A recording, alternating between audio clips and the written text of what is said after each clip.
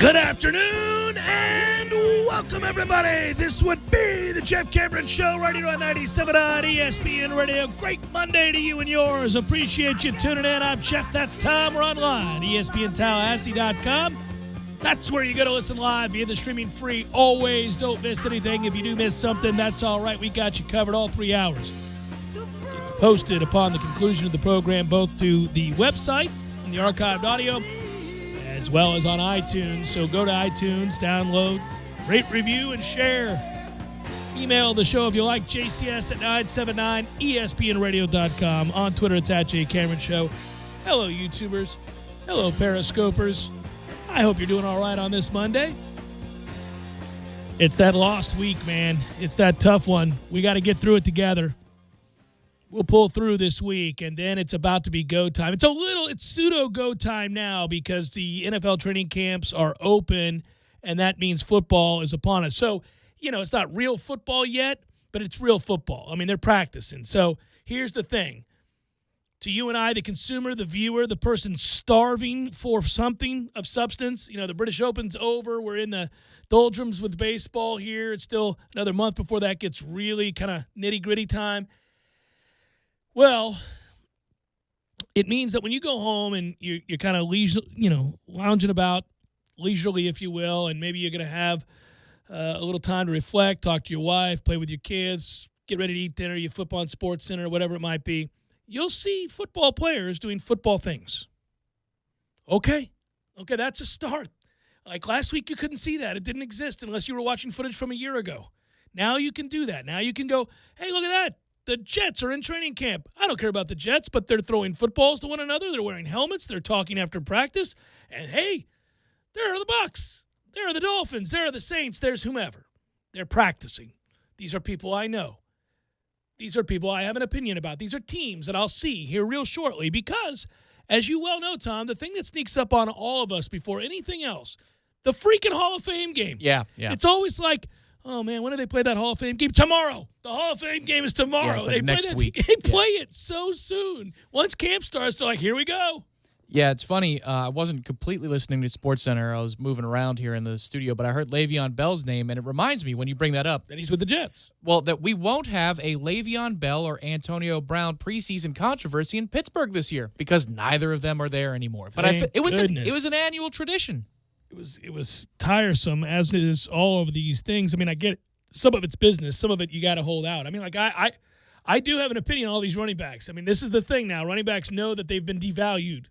And so running backs very early in the process begin to say, how about a little bit more money? How about a little bit more money, fellas? And they do it with like 3 years left on their deal because they know it could be over like that, and they're not really all that cared about. You've got to be special kind of freaky to get your franchise's attention. You've got to be Saquon Barkley special. He might be the only one. The only other one is Ezekiel Elliott, who's a workhorse, a beast, can do a lot of things, and he actually may be in line to ask for more money now. He's got 2 years left on his deal. He's not going to wait till he gets to a year out. No. Now would be the time to get your final dollars, right? Mm-hmm. So, you're seeing it in San Diego. I always say San Diego, sorry. With the Los Angeles Chargers, you're seeing it now there. And you're going to see it more and more and sooner with running backs because they realized they're not going to get paid. If they wait it out, they're not going to get paid. The only guys that can hold out, and I do find it fascinating and get their club's attention, are the guys that have a special skill set that looks like it may be preternatural for a long time to come. The only guy in the league that I would say that's true about right now is Saquon Barkley. It's hard to argue that he's in a class by himself of athlete. I mean, he's freak. He doesn't make any sense. He and like Kuechly and some other linebackers in the game, maybe Khalil Mack, but he's in the reserved of the reserved class. Nobody looks like him. Nobody does things that look like that. That's ridiculous. It's a combination of power, speed, vision, hands, you don't have to worry about him off the field. Like if I'm going to pay a guy way before his contract's up and I'm going to invest and say, okay, I want him for all of his years, all of his good years, which might be the next, let's safely guess 6. I better pay him now to do that, okay? Because if he has another season like he just had, and that team's garbage and he's doing that, he's gonna be worth. We could save some money. Let's go to him right now, right? He would be the only guy because, and I got to know that I don't have to worry about you. I got to know you're not going to be an ass. So you've got about 2 years guaranteed of him being still who he is. Guaranteed. By the time that your window opens back up. Right. Yeah. So those things are fun. That's kind of a fun thing to do. There aren't too many guys that I would say that, I mean, that's it. I don't really think I personally, GM Jeff Cameron, is paying anybody else.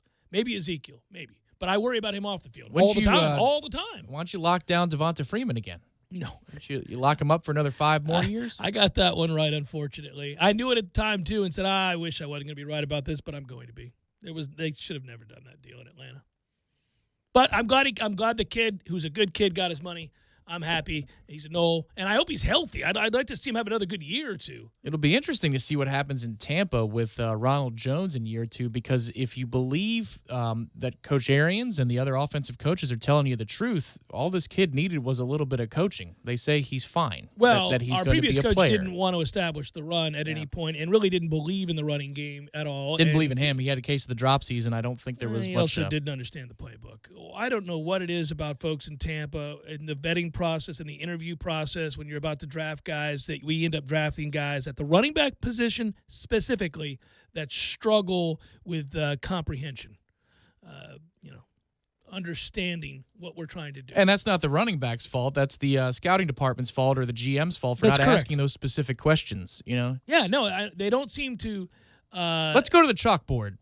Does that not happen? I don't know. It is odd. It happened back-to-back with running backs. We had the kid from Boise. And Nebraska. Oh, sorry. He was from Boise. We had the kid from Boise, and then... Yeah, because protections this day and age, with all the shotgun you're running and all the passing you're doing, like I would think that questioning running backs on how to pick up blitzes it's really and protect, important. it's very vital. Important. Yeah, I need to know that you know how to do that. If I'm going with you top 50, I mean, you better know how to do that at the very least. Our boys in Tampa are a special group, aren't they? I don't know how they do that. And you can hear them here for the entirety of the preseason, regular season, and maybe postseason. Who knows? That said, I do think they're going to be significantly better. But we've got a little time. We got to get through this week. We got to survive. We'll pull you through. Now, Tom, over the many years that we've been dear friends, that we both have strong opinions about the majors, about golf, and the love of some tournaments and very little love for others.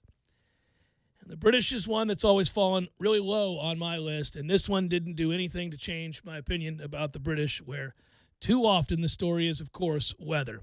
Now, that said, I thoroughly enjoyed Shane Lowry's victory. I felt bad for him when he had it on his stick for a year ago. You're up 4 going in on a Sunday and you lose it. It's tragic. I hate to see that for most. If you're a decent guy, I hate to see that. He is, by all accounts, beloved on the tour. Everybody likes him, both the European and the regular PGA Tour. And that storyline was great. And frankly, the way he dominated the front 9 all 4 days and weathered the storm literally on Sunday. Also handled his nerves after yanking his opening tee shot dangerously close to OB and then deciding I'm going to hit a cut because I can hit this cut over and over and over again. And given this weather and given my massive lead, nobody's going to catch me if I just play that shot over and over again. Smart golf, good for him, great champion. He earned it. That said, tee times matter so much in the British Open, and I don't like there to be that much significance on luck with tee times in a golf tournament. I know in every tournament there's a measure of that, but it is so out of whack with the British Open that it drives me nuts.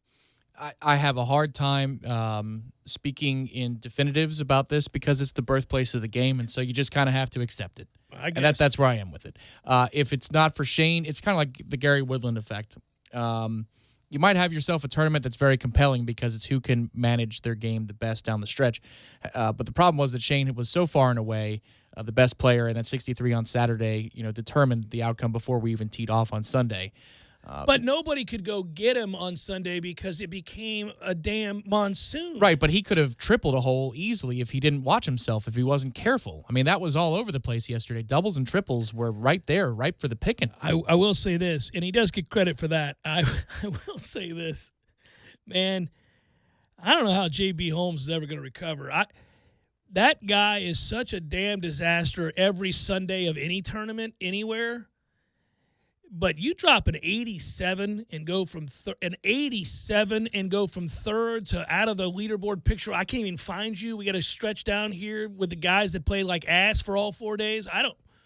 That's right. That's a toughie. Like on 6T, he's thinking, well, at least I get a payday out of this. No, you don't. No. You're going to drop an 87 on us? I'll be very interested to hear maybe third hand Brooks Koepka's thoughts about playing with that guy.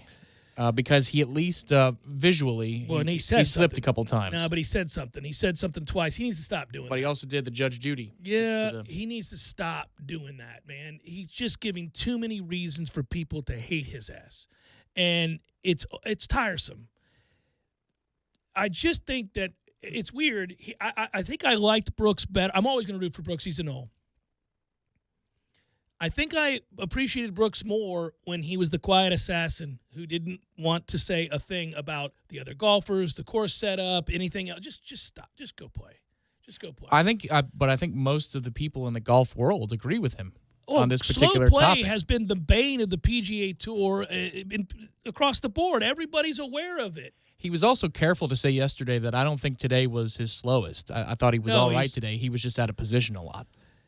Well, and he also... But he did note about, when it's your turn, you don't have your glove on and all that stuff. I mean, I get it. But the response from Holmes seemed accurate, I would say, about Brooks. That he said about Brooks, he was playing as if he had some ice cream in the car. Needed to hurry up. Brooks didn't look like he wanted to be there. It was bizarre. I think the counter was kind of like, hey, man, we're playing golf here. Right. It's probably the 4 straight bogeys. He's like, I just blew it. I blew it. Couldn't make a putt to save his life. Although that tee shot on 5 is one of the most beautiful shots, if not for the fact that he bogeyed the 4 previous holes. From 360, a 3-wood that's on a line. I mean, the shot tracer had it, and you don't see any depth or arc because it's just a straight damn line. No, he's 5 feet away. And if you look at his finish and then you think about the year that he had and you just realize what he is over these last 2 years, there's no questioning the greatness, especially in majors or only in majors. There's no questioning the greatness. Exclusively in majors. Exclusively in majors.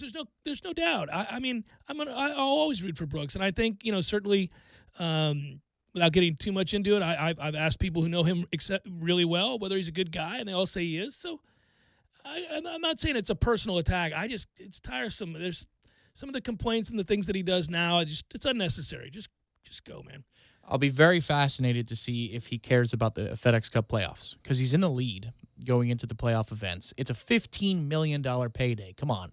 What are we doing here if you hoist that trophy? And you don't have to win a tournament between now and then to do it, but you got to play some good golf and you got to care about these courses that are coming up. I do think he'll care.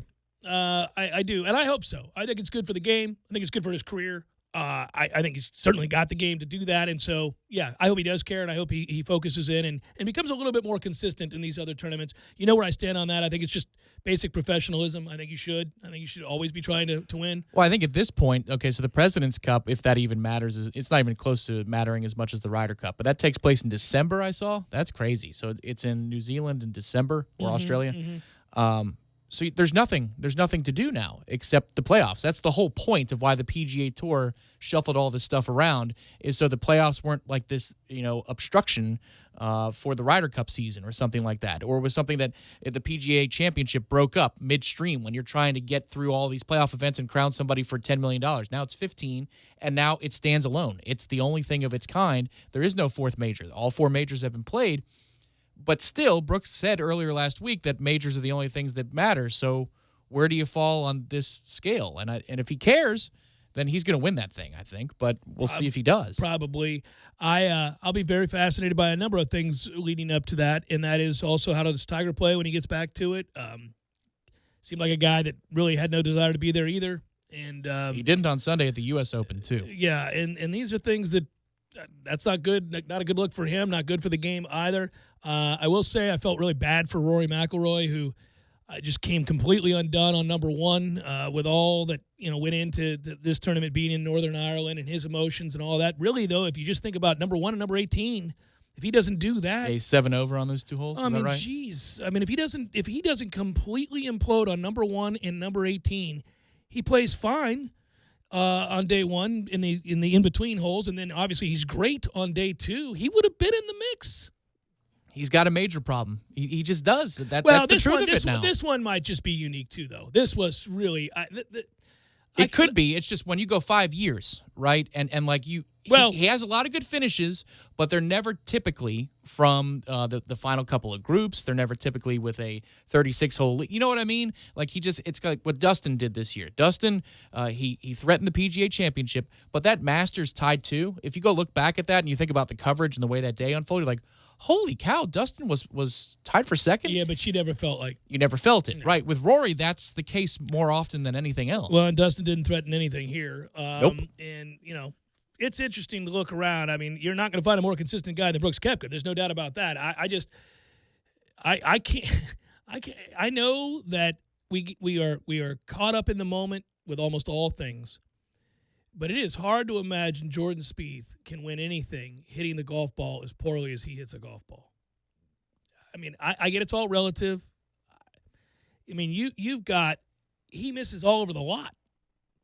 I mean, he double crosses himself. He's right. He's left. He's short. He's long. He doesn't do. I think they said 38% of fairways this weekend. It's unbelievable how many times he hits poor shots. It's a testament to all the other stuff in his game that he even was under par. Well, and his putting is insane. That's the thing. He makes anything. If you're trying to save par or bogey from 25, no, I put it on him. He'll make that putt. He does that just tells you if he could even straighten out where he's at from the fairway and off the tee a little bit, he'd be there because he makes more than most. More than most. He can putt. But my God, watching some of those shots, middle of the fairway, end up 35 yards right with an 8-iron in your hand. What are we doing? Speaking of that, did you see Henrik Stenson yesterday? The shank? The shank. That's the 4th or 5th time in his career I've seen that shank. Was it a 7-iron? Because if it was, he should never hit that club again. I know he broke it over his knee, but I mean, my goodness gracious. That was something. And Azinger was right. That's a shank. I know you're not supposed to say it, but look at that. Out of nowhere. I mean, that is a landmine from the middle of the fairway. I don't want to bore people the rest of the day. I don't know that this British Open really pegged the needle, but I'll ask you as we wrap up the first segment. Just be straightforward with me. Did you like this British Open? This is about the least I've seen of a British Open because of travel and other stuff. So that just to qualify that, I was fascinated by it yesterday, but it didn't resonate with me like a lot have in years past. I was just fascinated that Northern Ireland was okay with Shane Lowry winning this thing. Oh, they were excited. Just politically speaking, I expected there to be more resistance there. And when I saw the Irish flags, the Republic flags, and I was like, is there going to be something that happens here in the stands? Everybody was one nation behind that guy, and I thought that was really cool. Which I thought was great, and I will say this. I thought the course looked spectacular. That better be played again, yes. They should go back there. You're going to play the British Open somewhere every year. It's going to be windy. There's going to be things I don't like about the British Open every year. So if we're just talking tracks, I thought it was a great track. I enjoyed it. It's not browned out. It was beautiful. Yeah. It was beautiful. It's ludicrous that so much depends on when you get scheduled. Late morning, late. Yeah, it's life. The British Open is life. It's timing. Everything's timing. Not just skill, man. I like there to be a bit more of a meritocracy going on there. It's Jeff Cameron Show, 97.9 ESPN Radio.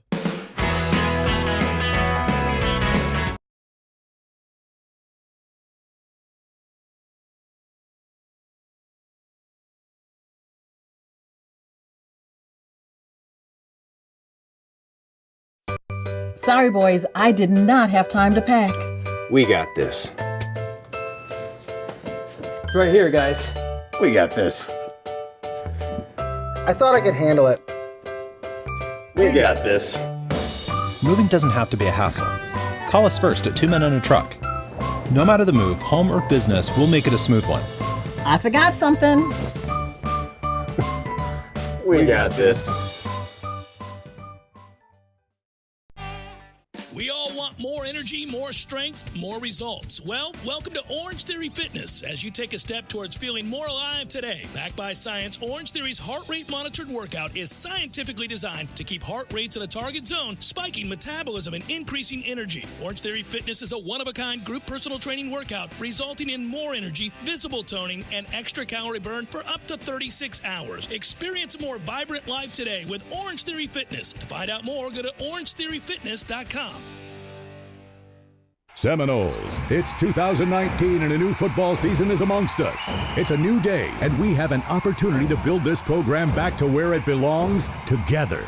Every day we get one step faster, one rep stronger. The journey to the top includes you. We are one tribe together, and we remain unconquered. We need you in Doak Campbell Stadium this fall, and that begins by getting season tickets now. Visit us online at Seminoles.com or call 1-888-FSU-NOLE and get ready to hear Touchdown, Florida State! Very soon. Exciting news for you loyal Florida State fans. Now you can show your Seminole pride plus get 15% off all regular priced FSU merchandise during Team Tuesdays. Remember to stop by any Garnet and Gold store location on Team Tuesdays and take 15% off all regular priced FSU apparel. It's that easy during Team Tuesdays at Garnet and Gold. If you're a Seminole, we're your store. Shop local and go Noles. Stop by Garnet & Gold's 3 Tallahassee locations or garnetandgold.com. 2019 Nike Coaches Apparel has now arrived. Visit Garnet & Gold's 3 Tallahassee locations or garnetandgold.com. Hendrick. It's the Hendrick Summer Sales Event at Dale Earnhardt Jr. Buick GMC. Save big on over 200 new Buick and GMC cars, trucks, and SUVs. We are professional grade. Dale Jr. Buick GMC.com. Get your vehicle ready for summer during Murray AC Month at O'Reilly Auto Parts. Whether you need a full AC repair or a charge on your system, you'll find special offers on everything from AC compressors to refrigerant. Stay cool this summer. Stop by O'Reilly Auto Parts today. Better parts, better prices every day. O'Reilly Auto Parts. Thursdays are Friday Eve, and that's a reason to celebrate. No matter what you're looking for, they've got you covered every Thursday down in College Town. Centrale offers 50% off select pizzas all day, every Thursday. Or you can stop by Township for Taco Thursday. $2 house tacos, $2. Madison Social offers the Social Agreement. You and a buddy can split 1 Aurora wings, 2 Madso burgers, 2 bourbons, 2 proof Madison Socials, all for just $40. See what they did there? And don't worry about parking. Plenty of spaces available in the parking deck or surrounding lots. Check out all the Thursday College Town deals right now on ThursdaysInCollegetown.com. Hi, Chris Kraft for Kraft Nissan. If you think it's hotter than Georgia asphalt, wait till you experience Kraft Nissan's sizzling July summer sale, but because of the response, we've extended until month end. For starters, the hotter than a firecracker 2019 Nissan Rogues are all $4,000 off. Own any Nissan in the family, and you get an additional $1,000 loyalty cash. That's $5,000 off all Rogues in stock. We have over 90 to choose from. All 2019 Altimas are $5,000 off, and you get special interest rate of 1.9%. For 60 months, you get both. Not hot enough? All 2019 Maximas and Muranos are $6,000 off, and you get special interest rates as well. And for the grand finale, 2019 Nissan Titan V8 Crew Cab start at only $29,950. Plus, Titan comes with America's best truck warranty, 5 years or 100,000 miles, bumper to bumper. No wonder Tallahassee is a Nissan town. Kraft Nissan Town. On Mahan Drive between Academy Sports and Costco. Interest rates with approved credit. Prices include dealer preparation charges. It's Golick and Wingo. Jason Fitz, Mike Golick Jr. Mike, how you doing this morning? Everything good? I'm not doing as well as Ben Simmons. If you're the 76ers, the minute that this became available to you and you knew you could get it done, just get it done. Who's that dude's agent? It's funny, Rich Paul. We have seen what Rich Paul and some of his clients will do when they're unhappy, when they feel slighted. Because the other advantage you have as Philadelphia is, dudes leave for greener pastures all the time. You are greener pastures still right now. Golick and Wingo, weekdays at 6 a.m. on 97.9 ESPN Radio. This is the Jeff Cameron Show. Jeff Cameron Show on 97.9 ESPN Radio.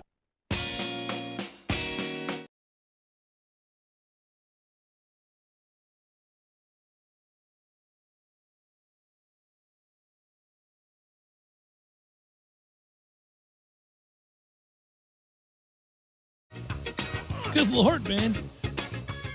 Bucks first-round draft pick Devon White, stud linebacker, figuring to factor greatly into that defense, is heartbroken in a way that makes me like him, but also makes me sad. Did you read that post? I didn't read the post. I didn't have the heart to.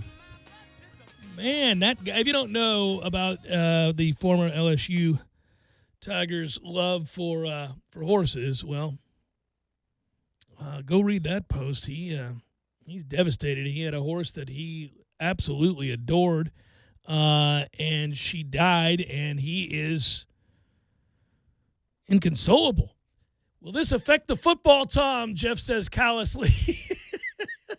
I love animals, so I'm not being dismissive. Yeah. But he went on and on about Daisy May, the name of the horse. Well, she was obviously a big part of the draft coverage, and one of the first questions was, is Daisy May going to get moved? He said, to yes, the she was Tampa scheduled area? to be moved when she died. Yeah. That's just, good news sometimes comes with bad because they completed his contract and all that stuff right around the same time. They announced it yesterday, I think. It's a hell of a thing, man. I just hope he plays with maybe a dedication in mind for 16 regular season games on the way to the postseason. It's so funny and sad. I mean, you and I were, we both love animals, and so you can get it from that standpoint. You understand how people feel about their pets. And on the other hand, we're so fed up with watching the Bucks play so damn bad, and we need this guy to be part of the solution. We're like, that is horrible about the horse. I'm sorry about Daisy May. Perhaps you can use it as a chip on your shoulder as we go into the football season and play at a higher level in honor of Daisy May. We both went there pretty quickly because that just tells you the spell, the curse, the poor management. It's all adding up to an awful lot of woe is me before we get into training camp here, which starts now. But he has been the picture of consistency and leadership and everything you want in a first-round draft pick, a top-5 draft pick, according to everybody who knows, everybody who's in the know down there in Tampa. He is as advertised, and he fits seamlessly into Todd Bowles' scheme. You got to love somebody who has the athletic ability and the smarts to play in a scheme like Todd Bowles and flourish as a rookie. If that's all true, then get ready to be wowed as the season starts in just a little under, 7 weeks? Yeah, when is the Hall of Fame game? I was talking about it earlier, how it always sneaks up on you, and you think, oh, well, we got this long to wait for football, and then all of a sudden there's the Hall of Fame game waiting on you. I know it comes into the picture a little bit quicker, which is a good thing. Because once that starts, I feel like we're in the clear. A week from Thursday, it would appear? What? There it is. Yeah, August 1st. A week from Thursday. The Atlanta Falcons and Denver Broncos will face each other in the 2019 Hall of Fame game on Thursday, August the 1st, 8 p.m. Eastern. If I give you nothing else, folks, we gave you that today. I know people aren't typing in Hall of Fame game into their Google. I just did. And what they said to themselves just now is, are you kidding me? So it's this week, and next week there's going to be football? Yep. Now, just a reminder that no matter how excited we all are to see men in their uniforms smashing into each other, inflicting damage, playing the game that we love so much called football, that the excitement and enthusiasm that leads you into the Pro Bowl the Hall of Fame game, because it never leads you into the Pro Bowl. It ought not. Never. Real issues if you're watching the Pro Bowl, but apparently millions of Americans do. That said, you tune into that Hall of Fame game just to see somebody tackle somebody, to see the uniforms clash yet again. Invariably, 7 minutes in, you're like, okay. You remember that call I got last? Is there a sitcom that anybody's enamored with these days? Is there something? Remember that call I got last February or January? I thought we were airing the Pro Bowl today. Nah, man. I'm sorry. He was legitimately angry. I don't have the heart to do it. I can't. I can't do that to people. I can't air the Pro Bowl. It's a special breed that watches the Pro Bowl, man. I mean, there might be breaking news in the world of cricket. I think we should leave on the other stuff. There's even a greater and more in-depth special group that watches the Pro Bowl and gambles on it, which I can actually understand much more than the guy or gal, sporting guy or gal that tunes in surely for the entertainment value. No, solely. No, I mean, if you've got a little action on something, then it gets infinitely more interesting, of course. So I guess the only way you could actually stomach the Pro Bowl is to bet on it. So I would imagine beyond just futures, to return to the British Open only for gambling purposes for a moment. Sure. Beyond the futures bets, like say they adjust them after 18 holes, 36 and 54 about, odds to win. So like Lowry was probably minus 200 or minus 300. But on Friday going into Saturday, he might have been plus 350. Who knows? Mm-hmm. But they've got to have an over-under on, scores relative to par, right? I mean, I would think they have to. Yeah. I would have taken the over on Tommy Fleetwood because there's something developing there. He's got the heebie-jeebies on a Sunday when he's in contention. I thought he played okay yesterday. I mean, he played okay. Yeah, he was 3 over. But I think he minimized the damage on a lot of shots, and he looked bothered. Like when he shot the 63 to almost run down Brooks, that's because he was coming from so far back. A million miles That's back. one thing. Mm-hmm. That's one thing entirely. A very different thing, yes. But to be in the final pairing or the final couple groups, I mean, remember him at the Players. I've been watching Tommy closely here. Tommy's a good player. He doesn't make enough putts. Right. And his hands seem to have a little bit of an issue when he's expected to perform on a weekend. I think what's interesting, though, is if you look at that field, Tom, and how poorly so many great players played, there's no way to really criticize Tommy Fleetwood's 4 rounds of golf. I mean, nobody played well there, and he finished -9. Right. He did finish in second place, yeah. But he had an opportunity. There were several opportunities where Lowry might have wavered because he even said it in the post round that he treated it like a match play. So if Tommy had something then for him, he would have had to do something more. Yeah. I admire guys when they do look a little shaky and then bounce back from it. That's one of the things about Brooks and others. I mean, what he proved last year, or this year, excuse me, when he let a 7-shot lead become a 1-shot lead and had a 2-way miss for 3 or 4 holes. Yep. Sometimes there's no coming back from that. Sometimes you might be better to be lucky than good, but then stepped up to 15 or 16, whatever it was, and striped it. I thought, man, there's tee shot on 15. Yeah. He nuked one over the par 3 with an 8-iron. I didn't care about that. I'm talking about the intestinal fortitude to stripe one after you've gone way left and way right, and had the look on his face for the first time ever. I texted you, like, oh, I've never seen that. Yeah, he was bothered. He's in trouble here. That told me all I needed to know. He'll be fine. And Shane Lowry had his shaky moments, and then what was he yesterday? On number Nothing 1. but strong. By the way, when J.B. Holmes went OB on number 1, I thought, man, this is what J.B. does. He has no idea where it's going. Azinger made me laugh, and he doesn't often. But Holmes hits that tee shot. Azinger goes, ooh, double cross. That's his only commentary. Ooh, double cross. I thought, oh, you don't want to ever hear that said about a pro. You say it about me. Yeah. But you don't say a pro. Ooh, double cross. And the rest of the round, it was everywhere. Yes, it was like Mickey's hands in Fantasia. That was nuts. When he's conducting. I kept thinking, oh, what is this Left caddy? and the right and the right and the left. What does the caddy do? What do you do? Your player is. I want you to hit a knockdown with a 3-iron. I mean, can you just hit something that goes 150 yards straight? You have that? Can you trap it? Because we'll come in with 79. We don't need an 87, my man.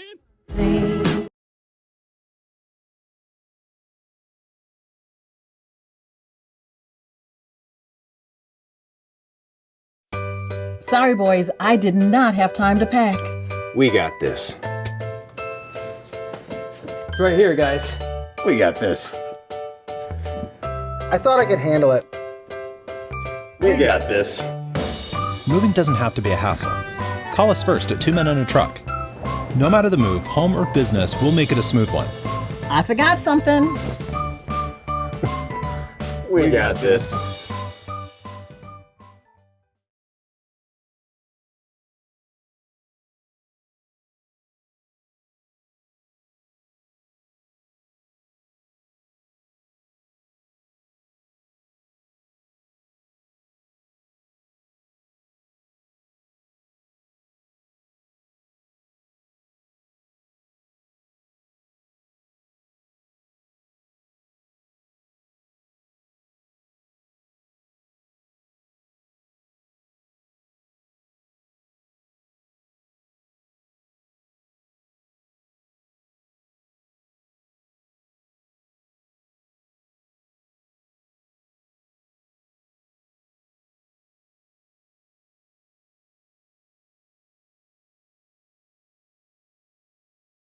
The situation, he came in off of Pittsburgh. Hey, man, you kind of ruffled the feathers in Pittsburgh and got yourself ran out of town and moved on.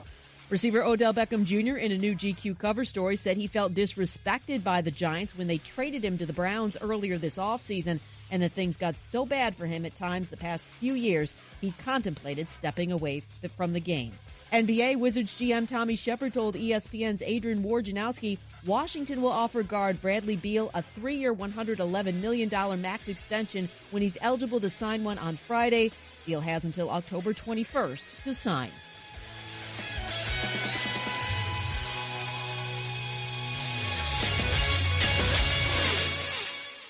Introducing Hardee's Charbroiled Double Deals for $2.49 each. Your choice of the double cheeseburger, the new bacon cheddar double, or backed by popular demand, the Hardee's Classic. They're double, the beef, triple, the options. You probably noticed the echo. It happens when we double, beef, and triple the options with our Charbroiled double deals for $2.49 each. It's kind of epic. Hardee's, because it tastes better. Double the meat is compared to the small cheeseburger. Limited time only at participating restaurants. Price may vary. Tax not included.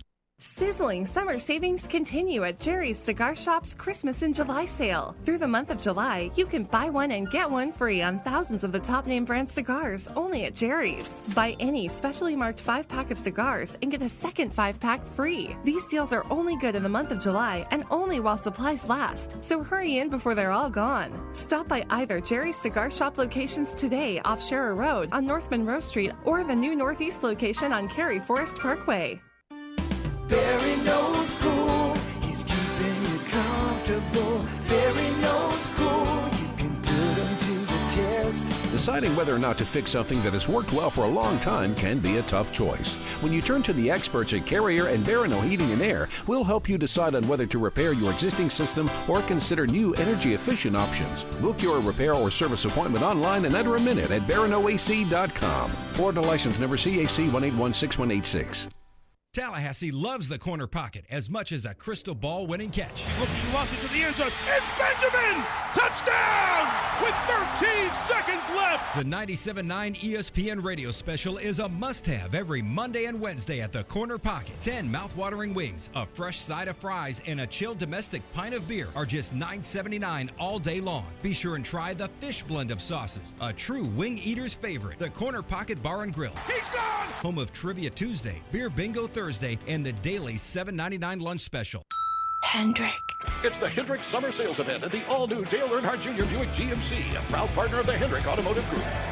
2019 GMC Sierra 1500 trucks up to $50,000 off MSRP. Plus, get a 20-quart Orca cooler when you buy any new GMC truck. We are professional grade on Capitol Circle Northeast under the giant American flag, or shop DaleJuniorGMC.com.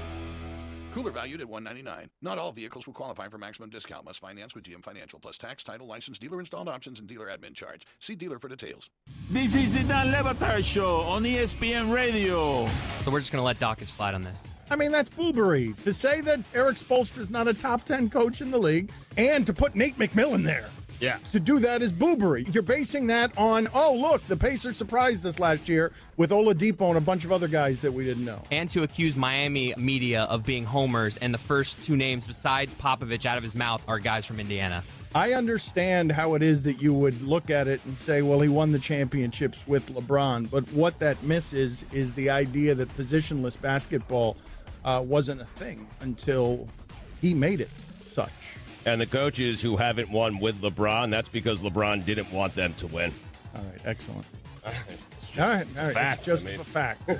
You don't know what a fact is. You think Vogel's winning anything? What is a fact is that you look like smashed dog poop. The Dan Levitard Show, weekdays at 10 a.m. on 97.9 ESPN Radio.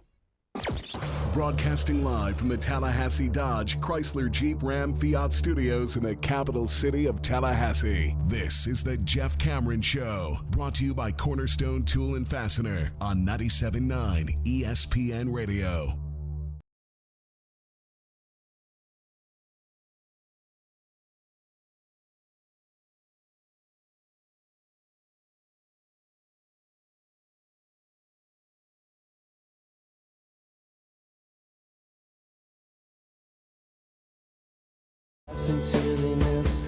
Ira Schoffel will join us at the top of the next hour, and yes, we'll go over the ACC media votes. but not really in-depthly. It's just not a surprise. Obviously, Clemson, far and away, your favorite to win the Atlantic Division, 171 votes to the runner-up, Syracuse, 2. 2 votes. That's a lot. Who are the 2 guys voting Syracuse to win the division? Tom Block and Keith Jones. Just a joke, guys. Florida State, 3rd with 753 votes, not that far behind Syracuse. Then NC State, Boston College, Wake Forest, and Louisville. And the Coastal, Virginia, Miami, Virginia Tech, Pitt, Duke, North Carolina, Georgia Tech. And everybody goes, who cares, Cameron? Go back to FSU. Admittedly, though, it would be something to watch the Coastal produce 7 different winners in 7 years, which is what would happen if Virginia wins the Coastal Division. And they are the favorite to do so over Miami. That, too, is not a surprise. We'll be asking about whether Miami is back from now until I'm very, very old. Or will we? Will that be the story of the ACC? It is all about what is the secondary story in the ACC, because the first and foremost obvious discussion and talking point is Clemson's reign, Clemson's dominance, and how far away is the gap? How far away is the distance? What is the gulf between number 1 and number 2, and who is number 2? Well, I don't think we really know number 2. I don't have a problem with those that voted Syracuse there or Florida State for that matter. I voted Florida State there, not because I'm a Knoll, but because I actually think Florida State will play to their talent this year and have a chance to have a modicum of success with a schedule that is considerably easier. Their tougher games against the teams that could vie for that spot are at home. And I think, again, having a cohesive, cogent offense that is, featuring folks on the same page, head coach, offensive line coach, knowing exactly what they're trying to do, the verbiage being something that is not in question, everybody being in lockstep. And I think they'll take a step forward there. And so all of that said and done, I think Florida State could finish 8-4, 9-3, which would put them, I think, in second of the Atlantic. Yeah, as long as you win at minimum 5, but more likely 6 conference games Sure. at that point, you should be there. Yeah, the secondary story is who finishes second. If it was us in Clemson's shoes, and we have been for so many years, it's just, the last 15 years or so, it hasn't been often enough. What would we say about the conference? We say, could somebody else just rise up and make the conference a little bit more meaningful? It was us in the 90s. Right. Well, I mean, even in 12, 13, 14, we're saying, can we have 2 or 3 teams in this conference be of significance in the country? And, of course, Clemson was at that time because they'd beaten Ohio State when we won the title, and the next year they beat Oklahoma with Cole Stout at quarterback.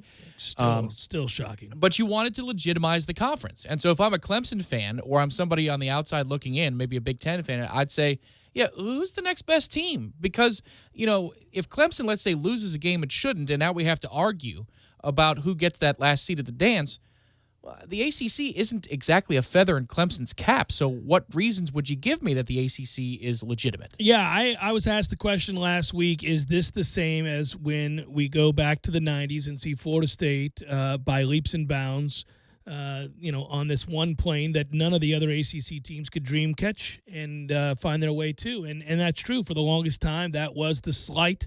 It's why when Florida State, had to make an argument, not only did they do it by dominating those games, but they would note to everybody, hey, we play Florida and Miami every year too. And, oh, by the way, we usually pencil in somebody else every other year that's of significance, say Notre Dame or whomever it might be, Texas A&M, USC. So many teams we played over the course of that. And Clemson's had to be really aggressive because, and they wouldn't say this because these schedulings happened earlier, but South Carolina's fallen on the wayside in terms of being a legitimate top 15, top 20 program for a little while there. That was actually a really good game, but scheduling the likes of a Texas A&M or an Auburn, it seems like every year. Well, they get a lot of credit for that, and they scheduled Georgia before that. Right. And they've had a lot of games against teams that you would just tip your cap and say, well done, well played. I would like us to be in a position to do that and not feel like it's an automatic loss at this juncture. I mean, for me, I'm just thankful that the out-of-conference games that we look at here of significance are Boise State and Florida right now. You're like, okay, well, we can go 1-1, maybe even 2-0 if the ball bounces right. Right, but that's the thing. I think, oddly enough, the Boise scheduling, that's about as good as you can ask for given where the program is.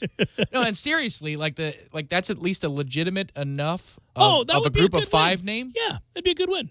and yet it's not dangerous enough to the point where you're thinking, well, it's a definite loss. Bottom line is if you lose that game, and again, I'll say it like a broken record until we play it, you lose that game, you're off the tracks. Week 1, it will be a September that is gone once again.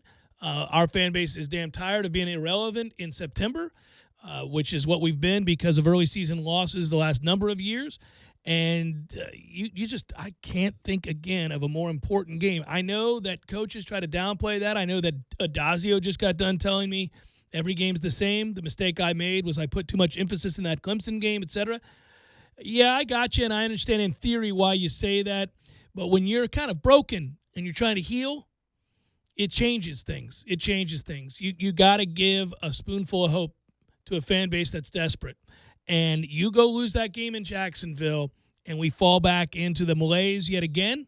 We fall back into the here we go again scenario, and I can't imagine that you're going to be able to engender any confidence in this group the rest of the season, no matter what happens from there. I mean that. They could go on the road and beat Virginia by 30, win a bunch of games in a row, and nobody will believe, if you will, have lost that Boise State game. They won't. I mean, short of a shocking upset of Clemson or something ridiculous, you're just not going to get people back because they're so chagrined. They're so angry right now. Yeah, I think I totally agree with you with the fan base and where the fan base would go. I think it would be at that point worth it to maybe take Labor Day off that Monday and then start 2 weeks of Kansas-Boston College hype. We can cover it from head to toe and get all the players and coaches on the air. But I do think, realistically, let's just say they lose that game. They could still, well, let's not for a moment. Mm-hmm. They could still win out by the bye week, and handle Virginia on the road and then take care of business at home. People won't believe, but I don't think the season would be over. Like, the goals of winning 8 or 9 games, I don't think that's completely gone solely because you lose to Boise. The fan base You're interest, being very logical. the fan base interest will be gone, but not the chances of doing what we need to do and feeling better about ourselves by year's end. Yeah, I'm merely stating that the fans are done if you lose that game. You're correct. There is the matter of actually playing out your schedule, getting better as the weeks go by, learning from mistakes, getting into a place where you gain some confidence somewhere along the way. Sure, that's all possible. But you're not winning anybody over by beating ULM. You're not winning over this fan base again because you go on the road and beat Virginia. It's Virginia. And to some degree, I completely get it. Because if you beat ULM and Virginia and Louisville and NC State, man, everybody's just waiting for you to get your head handed to you when you play Clemson in October. Mm-hmm. And once that happens, the 2 decent teams you will have played, you've lost to. And then what? What's there to – I mean – well, you've got, and I know, insert laughter here, but you got a big game against Syracuse. And then if you beat Miami also, mm-hmm. At that point, people would start to believe. By the way, those are back-to-back games. You'd get people back by November. What are they believing? They're believing that we're on the right track. Okay. You'd get them back by that point, but it's too late for ticket sales. Because what are they supposed to do? Come back for the Alabama State game 2 weeks after Miami? I mean, that's not happening. So you'd have this crescendo, and it's like, all right, well, see what happens next year. We'll see what happens in the bowl game. But I'm more of a believer now than I was in September. Glad I didn't part with that, $1,200 that I was going to come up to Tallahassee and spend a weekend. Beat Boise, you beat ULM, you're 2-0, you look good doing it. Let's not forget how you play matters. We were a disaster a year ago in terms of organization, so show me signs that that's improved immensely. You've done all of that. Now you go lose a close game to Virginia. It's 27-24, something like that. You haven't lost the fans. They're here for Louisville. You don't think you've lost the fans a little bit? It wouldn't be Boise level crazy, but I think a good game in which you play well, and if Virginia is what a lot of people think they are, a 10-win team, okay. I mean, I don't think it's the end of the world. You're not going to be favored in that game. I don't think Florida State goes on the road. You don't think so? Against Virginia, no. I don't think they'll be favored. I got to see Virginia play Pitt first and then figure that out. And you got to see us play Boise State. I mean, if you beat the brakes off of Boise State 38-3 or something, and then you come home and you beat ULM like a drum 50-7, okay, yeah, you're right. Maybe all of a sudden Vegas goes, woo, blip on the radar. They got it together. Okay, yeah, sure. But who thinks we're going to do that? There's a lot of money to be made on Florida State one way or the other this year, it would feel like, right? Doesn't it feel Starting that to way? get my numbers together, Tom. Yeah. It's that time of year to get the numbers together. And I want to give a shout-out to one of the listeners, whoever it was that tweeted at me. I have to go back. I was ill-prepared for this moment. Who tweeted at me, they wanted an over-under for my friends at Utah State after hearing us talk about them all of last year and then you alluding to it a week ago. I'll get my guys together at Utah State. I've made a lot of potato chips on Utah State. And I've made others potato chips on Utah State. I got to get my gear in order now. It's time, man. The numbers have got to be ready. I got to find that team for you, Tom, for all of us. It is that time. Big Daddy Jay has got to get right just like we do on the show, just like the Knowles do on the field. That's why it may not be the most compelling week of content from a news standpoint. You know, there is no college football news unless it's suspensions or injuries or something along those lines. But getting your ducks in a row and getting the scouting reports, both published on the websites and maybe through some phone calls, that's what this week is about. There are some phone calls to be made. There are moments of rescheduling and getting things set up for our fall interviews and for the sporting guys and gals as well.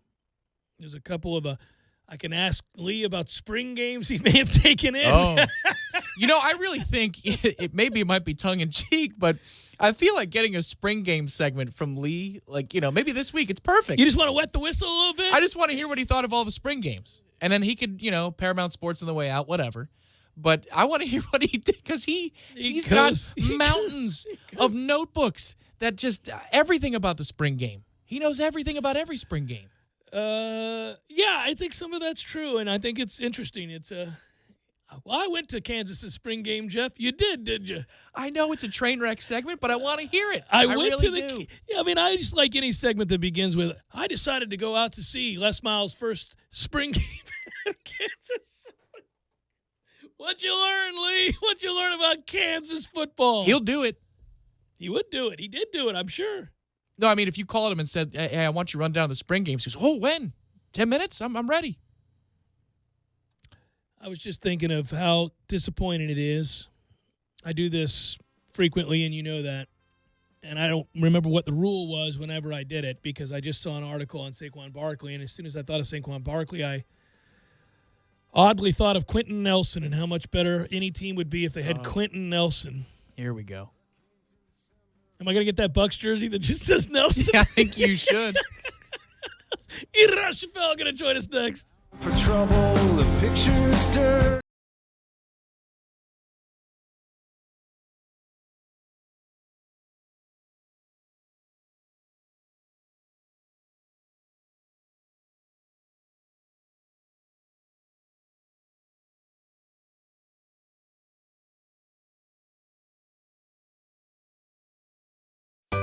Sorry, boys, I did not have time to pack.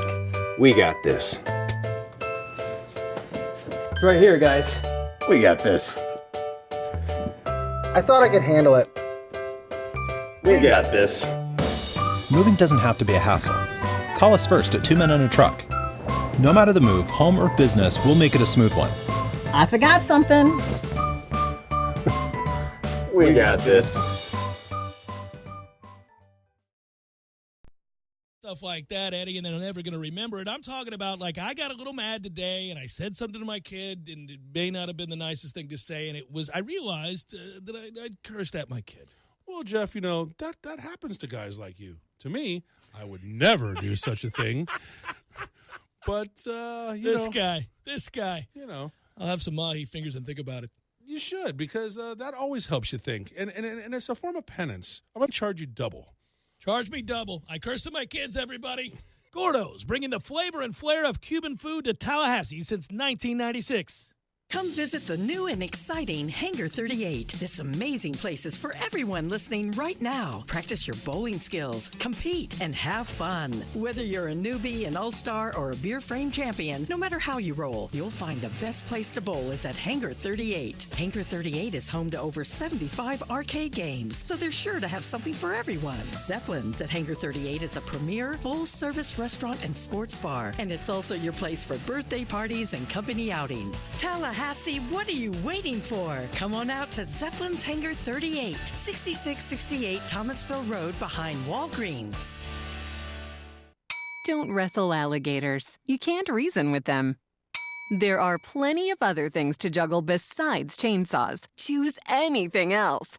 And when it comes to milk, always trust the smell test. These have been some live-long tips brought to you by the Florida Lottery. With the Week for Life scratch-offs, you can win up to $5,000 every week for the rest of your life. So you just have to live long and win on. The Florida Lottery. It's your ticket. Claim it! Must be 18 or older to play. Play responsibly.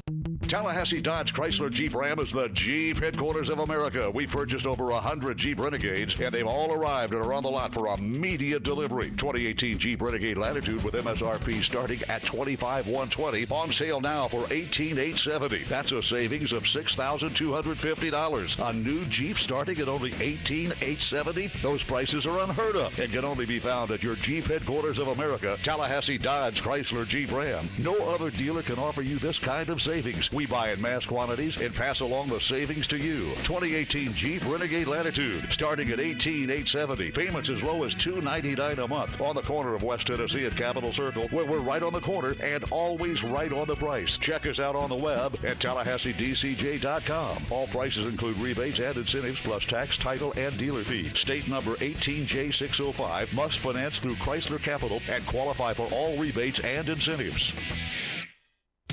Fonville Lewis Mr. McConaughey sponsors Braves baseball so that all of you can enjoy the action. Ever since the days of Hank Aaron and Dale Murphy, we've been Tallahassee's home run hitting law firm. And because we don't get paid unless we win, we want to win every case as much as Chipper Jones wanted to win every game. So when you're injured, don't just trust any law firm to handle your case. Make the call to the bullpen for a trusted closer. To see our stats on the back of our baseball card, visit wrongfullyinjured.com. Fonville Lewis Mr. McConaughey. Personal injury law is all we do.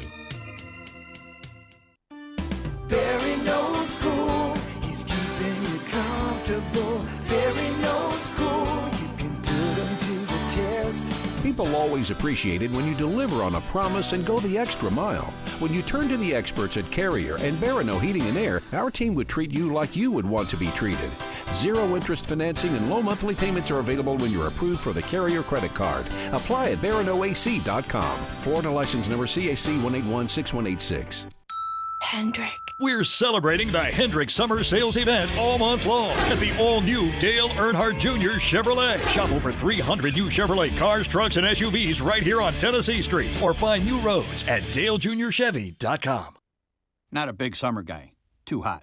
Not a big winter guy either. Too cold. My favorite season? Safety season. Because it's every season, 24/7, 365. For all things safety, I trust Grainger. Grainger's safety experts have the safety solutions and expertise to help keep your facility safe and your people safer all year long. Seasons may change, but Grainger's always got your back. Call clickgrainger.com or stop by for all things safety.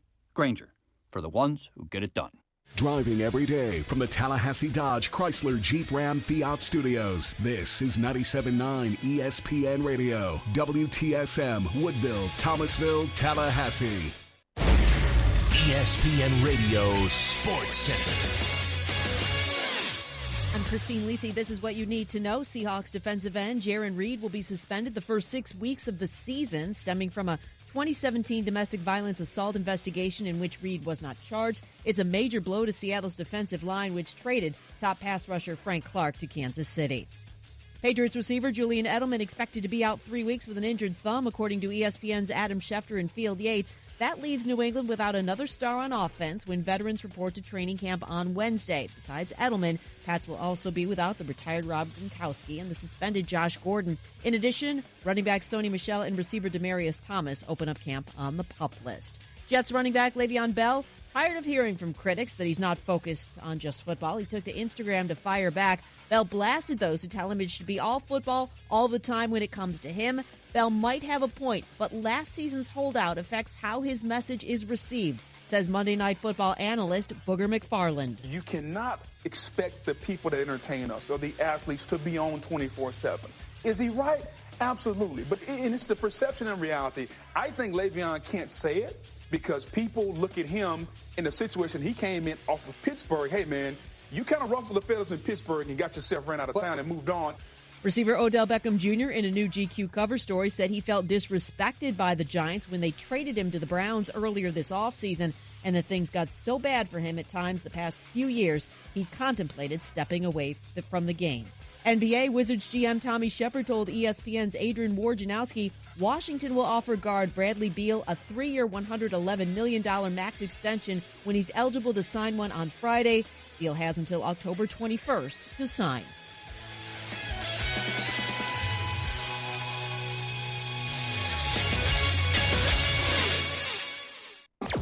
Broadcasting live from the Tallahassee Dodge Chrysler Jeep Ram Fiat Studios in the capital city of Tallahassee. This is the Jeff Cameron Show, brought to you by Cornerstone Tool and Fastener on 97.9 ESPN Radio.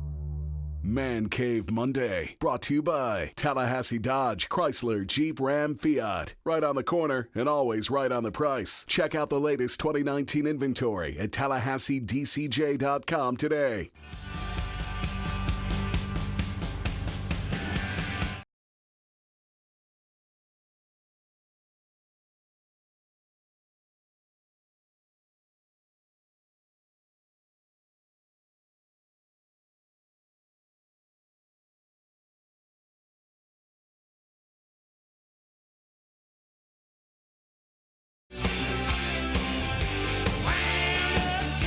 Hour number 2, Jeff Cameron Show, 97.9 ESPN Radio. Good Monday, everybody. Thanks for tuning in. I'm Jeff. That's Tom. We're online, ESPNTallahassee.com. You can watch the show on YouTube and Periscope. Appreciate you tuning in there. If you miss portions of the program, we post all 3 hours to iTunes immediately following the show.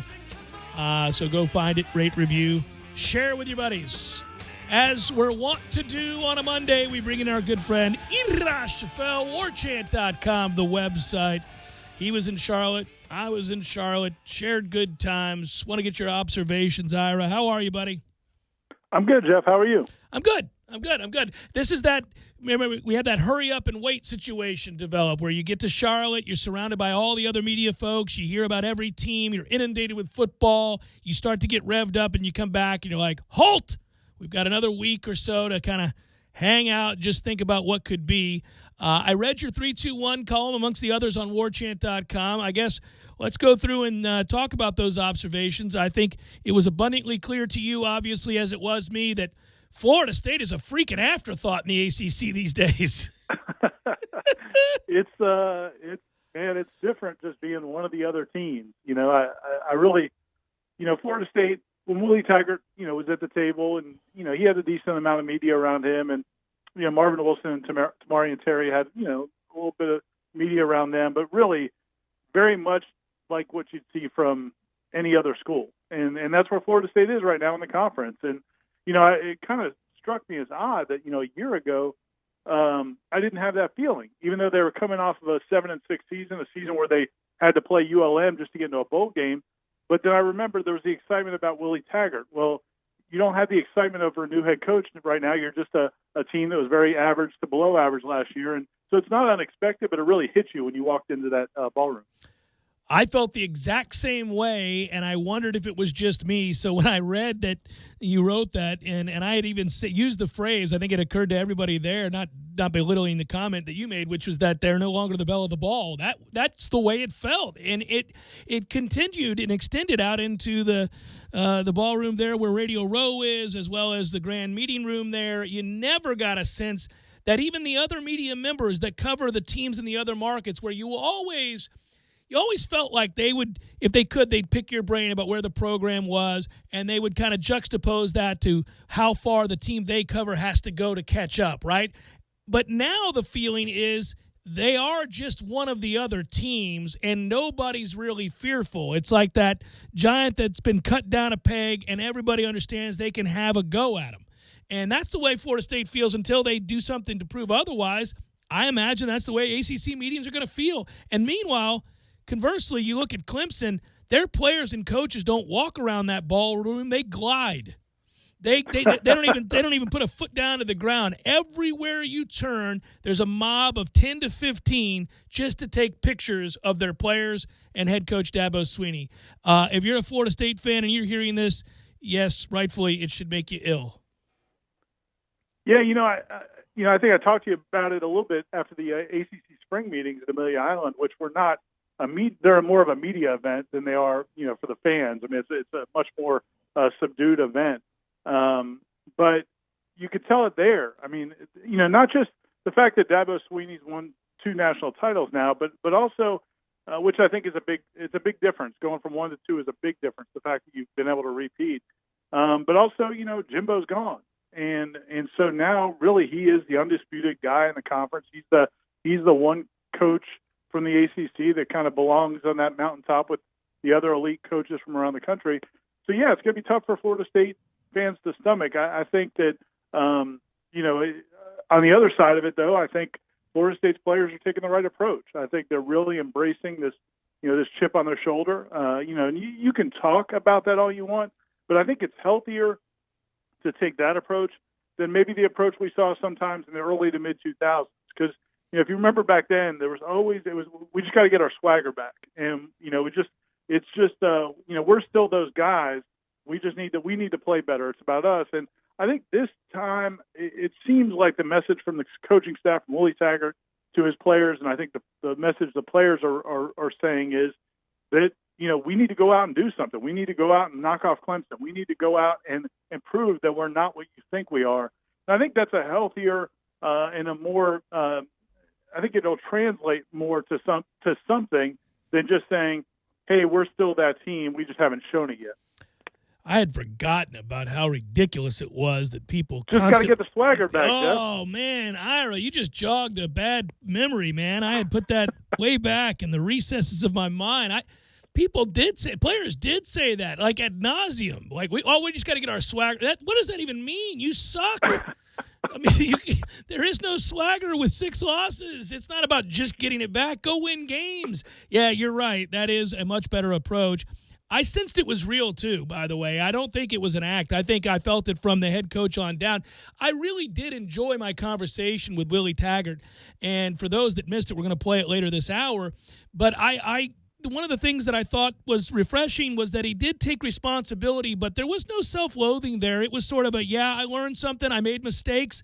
We're rectifying those mistakes, but I also think our players have bought into a place now where it's possible for us to take a big step forward. I thought most of what he had to say, and I didn't hear his interview with you guys, but I thought most of what he had to say was spot on. Yeah, I thought he handled it all well. And my favorite question, and he got it 2 or 3 times, was, Willie, what have you learned about yourself over the last 12 months? And like he's going to say, well, I realized I can't coach offense at this level, so I had to bring Kendall in. And, what's he going to say? What reflective comment do people think that he's going to say? I mean, I think it's fine for him to say, I made some mistakes. But in terms of learning about himself, I mean, at one point he's like, I don't know, man, I'm in my 40s. I kind of know who I am. I'm still a good guy. I still think I can coach. So I thought he handled it all pretty well. Going back to the chip on the shoulder thing, the best exchange of the whole thing, and people can see it on the video we posted from Tamari and Terry on our site or on YouTube. But the reporter from the Miami Herald, Susan Miller-Dignon's, asking him a bunch of questions about Miami and how much it hurt to lose to Miami, and she starts asking about the backpack, the turnover backpack, and Tamari, and you could tell he's just kind of getting irritated. He's not flustered. He's not getting mad at her, but you could tell he's getting a little bit irritated at the question. So finally he says, yeah, you might see that backpack a lot this year because we're going to get a lot of turnovers. You know what? You're also going to see the scary Terry mask a lot this year because I'm going to score a lot of touchdowns. It was pretty funny. And again, this is a team that should be a little bit humble, but at the same time, you'd like to see some anger out of them too. And they know they're being disrespected, and rightfully so. They're not blaming anybody for it, but they know it, and I think it does motivate them. He could have been inclined to retort that, well, I mean, yeah, it's true. We've lost 2 straight after having won 7 straight. So it was, it was bound to happen. We'll get things back to where they ought to be soon enough. I wish Willie would have just kind of contemplated and paused to say, surprisingly, I like asparagus now. That's what I learned. That's what I learned. You don't learn too much, but every now and then you go back and try something. Maybe you hate it in your 20s or your teens, and you find out you like it. So I really like asparagus. That said, the votes are out. No surprise. Clemson tops the Atlantic in the picks to win the national championship, the conference championship. I actually was pleasantly surprised, not that it matters much what the media has to say about this topic, but Florida State there at 3rd behind Syracuse. Anything stand out in the voting for the Atlantic and Coastal divisions? Yeah, I thought they might be fourth, and I don't think the vote of Syracuse is this big statement about Syracuse. I really think I think they were people are looking for who to vote for instead of voting for Florida State second, and I think Syracuse won that battle with NC State, and it's not surprising. I mean, the media loved Dino Babers when he was 4-8 every year. They certainly love him after last season. So I think that's a vote for Dino Babers as much as anything else. I mean, they lost a really good quarterback. They lost some nice players. So I don't, and they also won a couple games last year that, they could have certainly gone either way. Florida State wasn't one of them, but a couple of the other ones. So, I don't expect Syracuse to have a huge year. I kind of think Syracuse and NC State should be flopped. I think I'd be a little bit more concerned about NC State in the second spot. But yeah, I mean, Florida State being picked third, it's been a long time since Florida State's been picked third in the division, but it's certainly not a slight. I mean, that's about as best as they could hope for. I want to touch on a non-issue, or as I see it, but certainly it came out after the ACC kickoff comments that Willie Taggart made and then subsequently kind of tried to backtrack from a little bit. I know that the goal here is to create a competition and not just hand somebody a starting job, but we both agree, right, and I think it's evident that Willie does too, that James Blackman is the starting quarterback.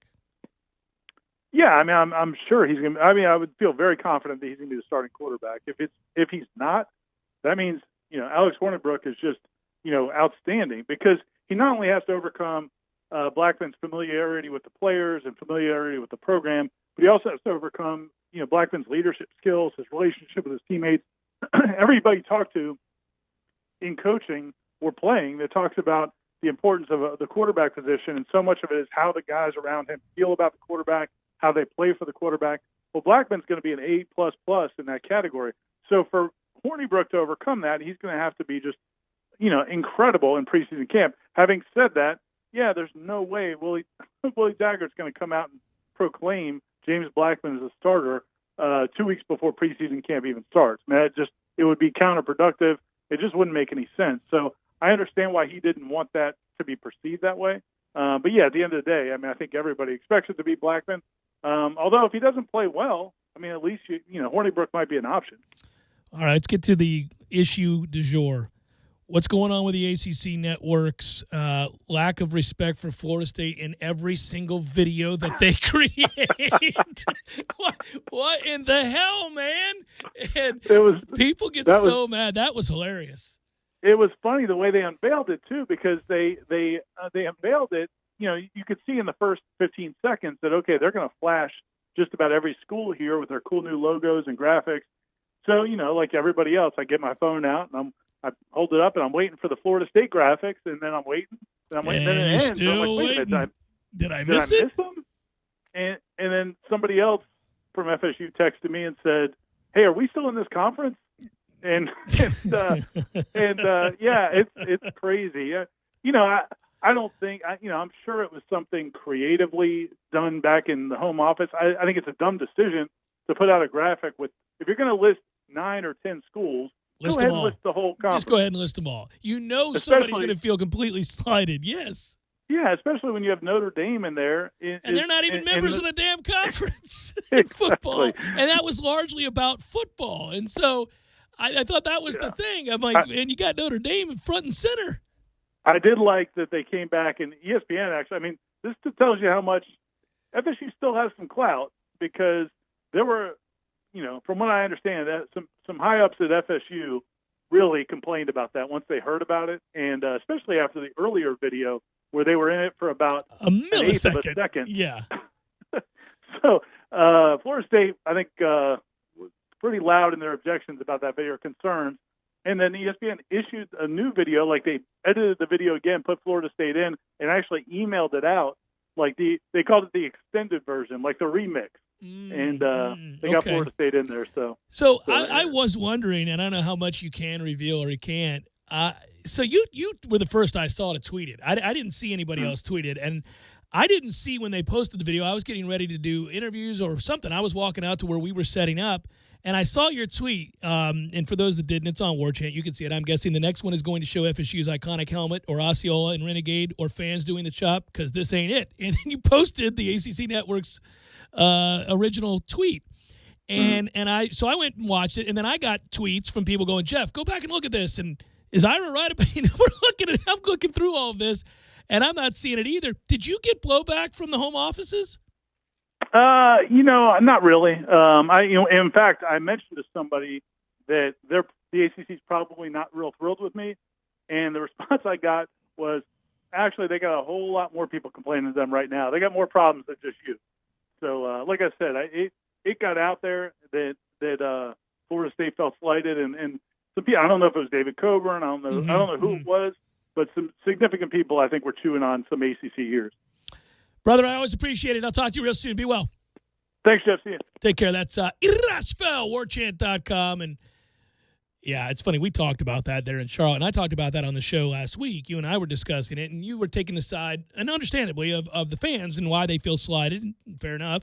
And I was of the mindset that, man, I'm just worried about other stuff right now as opposed to whether or not the conference likes us, commiserate to where we think we should be. I hear you. It's middle late July, so we have the time to reflect on these things and say, screw these guys. Seriously. It literally was odd, though. It was funny because he posted it, and then no sooner did he do that, I got a million tweets and people retweeting Ira and texts and, hey, man, did you see a version that had us? And the answer was, no, I didn't. Now, I know later on they came out with one. And, the extended version. Quote, very unquote, nice. Yeah, very nice way to skirt that. Yeah. But the funny thing is that tweet that you mentioned was when they released their initial promo video. That's Ira saying that he wasn't happy back then. You're right. But then he had to it's a second tweet that he made last week. Yeah. Guys, really, there almost has to be malice. There can't be almost ignorance to this level. I think State. Sometimes you got kids putting those videos together, and we haven't been all that relevant the last few years. But we have in all the other sports, so it's kind of important that you get that right. But somebody creates a storyboard and tells the kids what to do. Yeah, and historically, again, we've already talked about this. If you just sat anybody down in America and said, okay, talk to me about ACC football. Well, right now they're going to say Clemson is top dog and dominant, and then the next thing they're going to say is Florida State. They are. The brand-wise, if you just look at the numbers, brand-wise, the answer is going to be Florida State. If they're older, they might have said Miami, but that's about the only other team, and they came in much later, so I doubt it. Right. So either you are woefully incompetent or you're malicious. Those are the two options. Notre Dame is appearing in that video at the ACC kickoff, at the football kickoff. Notre Dame. Like a good chunk of it's I rest my case, I man. know. It wasn't a good look. Jeff Cameron Show, 97.9 ESPN Radio.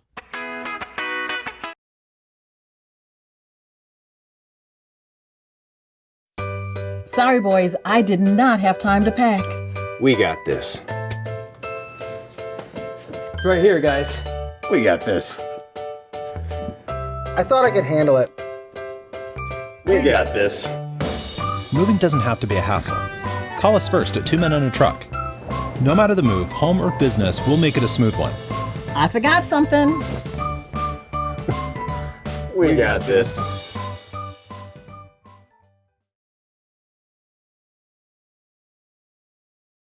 ESPN Radio, Tallahassee Sports Monster. Fonville Lewis Messer McConaughey sponsors Braves baseball so that all of you can enjoy the action. Ever since the days of Hank Aaron and Dale Murphy, we've been Tallahassee's home run hitting law firm. And because we don't get paid unless we win, we want to win every case as much as Chipper Jones wanted to win every game. So when you're injured, don't just trust any law firm to handle your case. Make the call to the bullpen for a trusted closer. To see our stats on the back of our baseball card, visit wrongfullyinjured.com. Fonville Lewis Messer McConaughey. Personal injury law is all we do. I'm Michael Blank, attorney with the Law Office of Jose Fernandez. If you've been in an accident, I know this can be a scary and confusing time. Our firm specializes in handling all types of accident and injury cases. Let us guide you through the process and get you the compensation you deserve. Call 855-HOSE-305 to make an appointment for your free consultation today. If you can't come to us, we can come to you, day or night. Call us now, 855-HOSE-305, the Law Office of Jose Fernandez. We don't get paid unless you do. Offices, Tallahassee, Miami. Se habla español. JRFinjury.com. Are you looking for a trucking company you can work with till retirement? If so, join the early trucking family that has been trucking for over 25 years. ETC is now hiring regional dry van drivers. Benefits include working with new equipment, a $60,000 average salary, paid time off and sick leave, driving primarily no-touch freight, and running mostly in the Southeast. Plus, a 34-hour restart at home each week. ETC offers a benefit package that's second to none, including 401k, Blue Cross Blue Shield Health, vision and dental insurance, and a $25,000 life insurance policy while employed. Go to earlytruckingcompany.com to fill out an application. Help ETC keep agriculture in motion. Hi, Chris Kraft from Infinity at Tallahassee, where the July savings have been extended and run all month long, and the deals on SUVs have never been hotter. So listen up. Before you buy an Acura RDX or the BMW X3, you need to look at the 2019 Infiniti QX50 with 1.9% interest for 72 months and $1,750 customer rebate. You'll save over $5,000. Kraft Infiniti, our third-row 7-passenger 2019 QX60s start at an unbelievable $39,900. Compare that to an Audi Q5 or an Acura MDX. And our flagship SUV, the full-size QX80, has 0% interest for 72 months. That's free money for 6 years. Plus, you'll save over $10,000 versus Cadillac Escalade or the Lexus LX 570. Infiniti to Tallahassee. Finally, the Highline experience you deserve is brought to you by the Kraft Brothers. Infiniti at Tallahassee, 3355 Capitol Circle Northeast, next to Ted's Montana Grill. Interest rates with approved credit. Prices include dealer preparation charge. Lane's Medical Shop has all of your home medical needs. They carry home oxygen, hospital beds, nebulizers, walkers, wheelchairs, orthotics, diabetic shoes, and all sleep apnea supplies. Lane's also has a weight loss clinic in-house, no appointment necessary, including B12 injections and any prescriptions necessary with the lowest prices around, and delivers to Tallahassee in South Georgia. Located only 40 miles from Tallahassee, go see Blake today, 210 West Main Street, Colquitt, Georgia, 229-758-9111. You're listening to The Jeff Cameron Show on 97.9 ESPN Radio.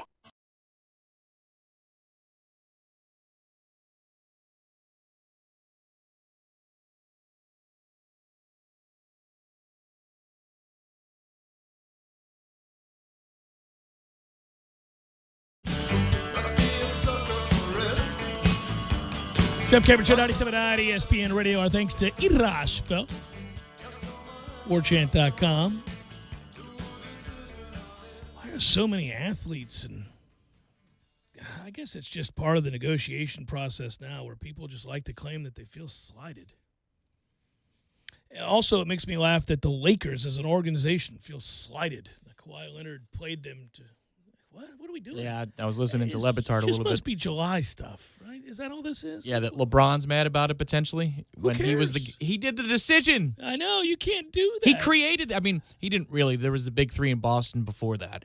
But he created the way to do it by social media and or a SportsCenter special. And just pee on the faces of the fans that adore you in Cleveland with that decision. Meanwhile, he did. Kawhi waited, bided his time, and then released it in the dead of night as a July Saturday. He said, all right, I've made my choice. He didn't go on SportsCenter and have Jim Gray ask him questions. It also doesn't matter. I mean, what the hell? Why would you ever let that get out? I wouldn't let that get out. If I were LeBron James, the best player in the world when healthy, I'm gonna let it be known that my feelings are hurt. Yeah, you know who likes it though? ESPN. Anybody who covers it and the league itself. Because well, and I'm talking about it now, but I won't spend a lot of time on it. But I think it's odd because that's becoming more commonplace. Hey, I'm upset. What do you mean you're upset? It's business. It's what players do. It's an interesting rivalry, if it does, in fact, become a rivalry for 2 or 3 seasons here. I'll tell you what I am excited about, I guess, because, you and I are in a similar boat. We just don't have a team.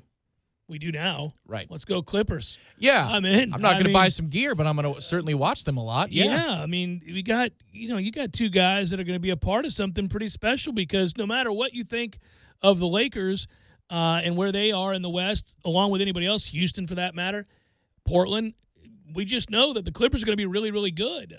They've got arguably the best player in the game now, and you couple it with George and then obviously 2 beloved Knowles. We got reason to watch. They won't be boring. Yeah, I suppose I could buy a Clippers cap and golly T-shirt. Yeah. That's about as far as I'd go, though. Or a Terrence Mann.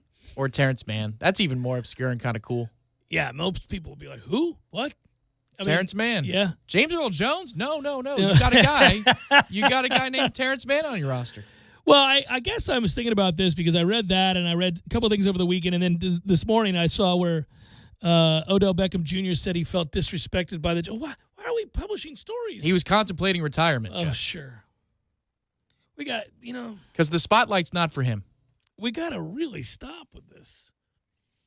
I'm telling you, It's that the Cleveland worst, thing man. could be like doubly bad or really, really good. It's probably going to be pretty decent. It could be, but if they start 2-4, I hope so, buddy. And I don't have anything against Cleveland. I'm just. It's not like Jarvis Landry is. Yeah, I know. Yeah, they're all going to sing Kumbaya together. No, I got you. Same with Baker Mayfield. Well, and Jarvis and Odell go back. So what happens if there's infighting against Baker with the two LSU receivers? Just come on, man. Just stop with public pronouncements of feeling disrespected. Just what is that? Go do your work. Go to work. I've been waiting so long for Cleveland or somebody to rise up in that division. Mostly Cleveland because the Bengals are blech. Marvin Lewis was their coach for 30 years. And the Ravens, they had their moments. And the Steelers are just always. They are consistent. So I guess I've been rooting for the Browns to rise up. But now that they have, now you kind of don't like them. them. Well, they haven't done anything yet. I mean, they had a better season. For once, they won a game. They won more than one game. There you go. Good job, guys. I like Myles Garrett. That dude is an interesting cat. They've got some good players, man. And I think, if they're coached well, they got an outside shot to be a pretty decent team, certainly. But just players, I just tire of players. I don't care the league. It could be the NFL, Major League Baseball, soccer, tennis. What? Just go do your work. Go do your work. Why are you telling a reporter that you're upset or telling somebody that will leak it to the press? This is why I get so mad at, we did this last year. I mean, KD, I got no time. Just don't do that. Don't do that. Go to work, man. Stop being so soft. So I was grabbing food to go as you're wont to do from time to time, and two guys were talking about the Browns at this particular establishment. Mm-hmm. And like, well, what do you think he's going to do now? He's not in New York. And the other guy said, break out a bondage whip on the football for a celebration, because doesn't that seem something like he'd do? I was just chuckling over. I didn't interact with him. I thought, that does sound like something Odell Beckham would do. He's just really weird. I root for guys. I don't mind celebrations that are, interesting or unique or whatever they are. I mean, I'm not so curmudgeon like that. I have to. Oh, that's ridiculous. Oh, I don't do that. But it's the stuff where you go to the press and complain about other players, or the way that somebody wrote something negative about you, or the way that fans treated you when you were on the road, or just really petty stuff that nobody would have ever brought up prior to this generation. And it's just, and I know immediately I sound like get off my lawn guy, but I'm like, God, man, just go to work. Go get your money. I'm always on the player. You know this. I'm on the player's side every time they hold out. If I was Ezekiel Elliott, with all the problems he's had off the field, all the problems he's given, I would hold out. I want my money now. I would do it. I'm in an interesting place just in terms of macro NFL viewership. I'm in an interesting place here because I do feel compelled, and it's a slippery slope. I do feel compelled to skip Kansas City Chiefs games this year. Well, that situation, if they're on Sunday Night Football or Monday Night Football. That's an abomination. But I don't, knowing you and the stances you've taken in the past, I don't think you can do that. You don't think I can? Well, I think you're physically capable of not watching the Chiefs. They're not even one of your teams. But I'm just saying, I'm saying you've gotten after me when I've taken sort of a holier than thou attitude about certain teams who employ certain players. This is the most absurd case I've ever heard. I mean, Adrian Peterson is the only thing I can think of in the whipping your realm. child's privates with what was it, a switch? Mm-hmm. I don't watch them. I mean, but if he were playing a big game, you would watch it against a team that mattered. They don't matter. He's in Washington. They haven't mattered in years. They're not any good. They're not going to be any good this year either. They suck. They're insignificant. So that's why it's easier. The playoffs are the playoffs. You're not going to not watch the playoffs. The Chiefs. Yeah. You're going to watch the New England Patriots and the Kansas City Chiefs in the AFC Championship game. You're probably right. I don't want to go all like radical Michelle Beadle on the whole thing, because I thought that was ridiculous on its face. But that I feel compelled to, maybe it says enough about that situation? It says something about the league. The league is ridiculous because of their wild inconsistencies. You get suspensions for things far less severe in terms of the impact and or the morality or the level of violence. You see guys get suspended all the time for things that don't involve crimes or transgressions or code of conduct violations to the extent that we've seen with Tyreek Hill, whom we know. And let's stop beating around the bush with this. This is not a guy. Don't go die on that hill.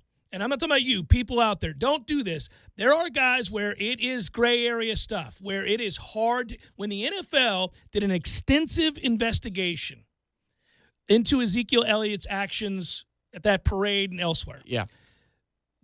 The woman who did the investigation, the attorney hired by the NFL, went back to the league and said, listen, I'm not telling you the guy's a saint, but I don't think we have anything here. There's nothing. She recommended no suspension. She recommended no suspension for a variety of reasons. There were inconsistencies. There were things that made her uncomfortable with suggesting that they punish him further, right? That's what that was, right? So I understood both sides, and I heard the debate there, and we discussed it, and we kind of weighed the option because he's had some setbacks and said some dumb things and done some things on video where you're like, that's not good. But it was all gray area stuff. It wasn't freaking breaking your child's arm or strangling your pregnant girlfriend. He pled guilty, Tyreek Hill did, to strangling his pregnant girlfriend. You go read that police report. There is a police report. You can read it of that incident, let alone this latest incident. There is no question this guy is a piece of filth. He is garbage. Screw him eternally. There's no reason to defend that guy, his rights, or the otherwise. That guy there, this is so cut and dry and so simple for the league. For all the times that they haven't had precedent or even did and suspended guys for far less, it makes no sense not to move forward with a suspension here with Tyreek Hill because you have audio. You have audio. You don't have to know whether or not he broke his 3-year-old child's arm. Sure looks like he did, but we don't know for sure. So if you're as a league, you might say, I don't know. It seems to... but your standard is not a court of law. That's correct. And you have precedent. But here's what I would say. Your code of conduct suspensions have nothing to do with the law, right? Yes. So if you feel uncomfortable as a league saying, I can't suspend Tyreek Hill for the violence against his child, for the child abuse allegations, because the police didn't further the investigation. They said they couldn't bring charges. The woman wouldn't cooperate and or corroborate their evidence. This isn't about what we think happened. I think we all know what we think happened, but it doesn't matter. Doesn't matter. So I get the league saying, got to leave that alone. Okay, got to leave that alone. But you don't have to leave the phone call alone. He has previous threats and actions. I thought it was them talking in an airport walking together, but either way, yeah. No, it's there's a phone call, and you can listen to the phone call. And when you hear the phone call, you hear him say, when she says, your son is terrified of you, and he says, and you should be terrified of me too, bitch. We're done. That's all you need. If that's the only thing you suspend him for, it's enough. It's enough. There's nothing else. You don't have to say anything else. You can go 6 games. Boom, we're done. Yeah, they've got this weird loophole with disciplining, quote-unquote, your child. That's twice now. Although Adrian got suspended initially, didn't he? I think he did. Yeah, I think he did get suspended. But then they had him on the Monday Night Football promo video on ESPN for the doubleheader kickoff. It's not a good situation. The league is just too inconsistent. That's the frustrating aspect here. If we're going to remove emotions for a second. I feel more tugged in the direction of not watching Chiefs football than I ever did about the concussion issue. I'll put it that way. Oh, sure, because I think you can make a compelling case for the modern athlete anyhow that most of those guys knew. Yeah. Most of those guys knew the deal. By the time, then it's... Also, I believe, the NFL obviously... maliciously misled the guys for a long, long time. And they should have lost that lawsuit, yes. But I do also believe that the NFL has at least some sort of legal argument saying these kids played Pop Warner in high school and college and you're just coming after us? Why not go after the NCAA and the high school sports administrations and associations and Pop Warner? Because, they did play a violent sport at the highest level with incredible, exponential physical speed, violence, and impacts. But I can't tell you for a fact if in their formative years something happened to him. Yeah. I think that is a reasonable legal argument. The problem is they were caught lying to the players and team doctors were caught lying to the players. They had to pay the piper for, and they should. That's right. All right, well, we were going to play right now Willie Taggart's interview. We'll do it when we come back. For those of you that missed it and have sent an email saying, I missed it last week. I was on vacation. What do you want? Play that interview again. We'll do it next.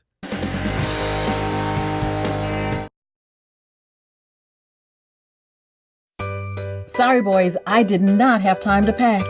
We got this. It's right here, guys. We got this. I thought I could handle it. We got this. Moving doesn't have to be a hassle. Call us first at 2 Men and a Truck. No matter the move, home or business, we'll make it a smooth one. I forgot something. We got this.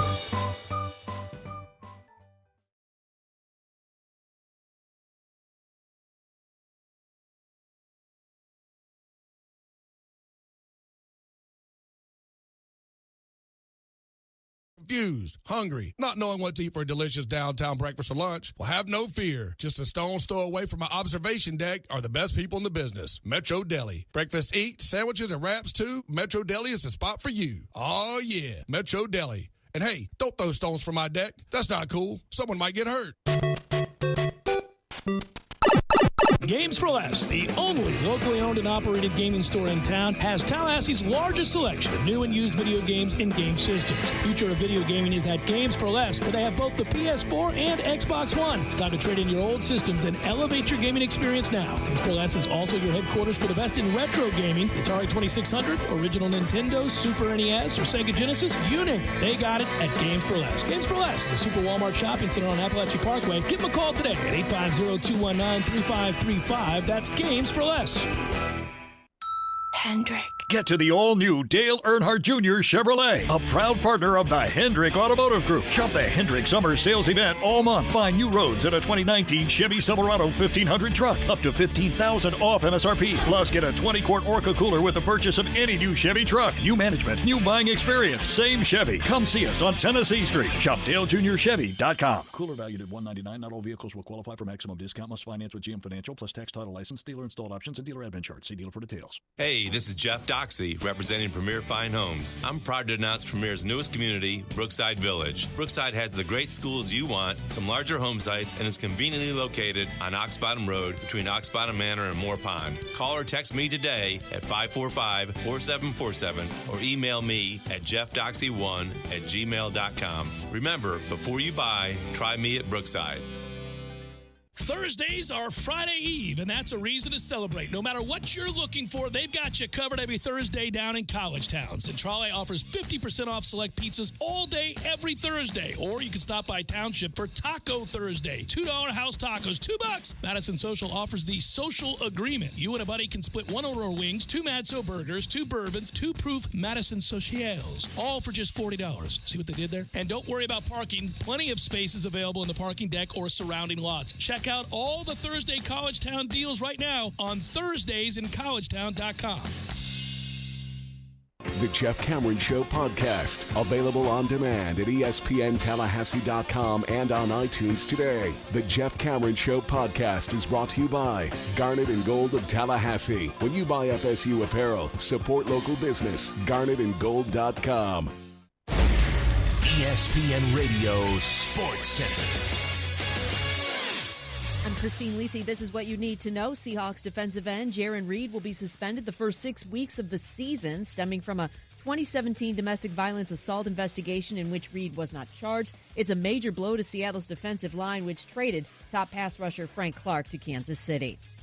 Patriots receiver Julian Edelman expected to be out 3 weeks with an injured thumb, according to ESPN's Adam Schefter and Field Yates. That leaves New England without another star on offense when veterans report to training camp on Wednesday. Besides Edelman, Pats will also be without the retired Rob Gronkowski and the suspended Josh Gordon. In addition, running back Sony Michel and receiver Demaryius Thomas open up camp on the PUP list. Jets running back Le'Veon Bell, tired of hearing from critics that he's not focused on just football. He took to Instagram to fire back. Bell blasted those who tell him it should be all football all the time when it comes to him. Bell might have a point, but last season's holdout affects how his message is received, says Monday Night Football analyst Booger McFarland. You cannot expect the people that entertain us or the athletes to be on 24/7. Is he right? Absolutely. But and it's the perception and reality. I think Le'Veon can't say it because people look at him in the situation he came in off of Pittsburgh. Hey, man, you kind of ruffled the feathers in Pittsburgh and got yourself ran out of town and moved on.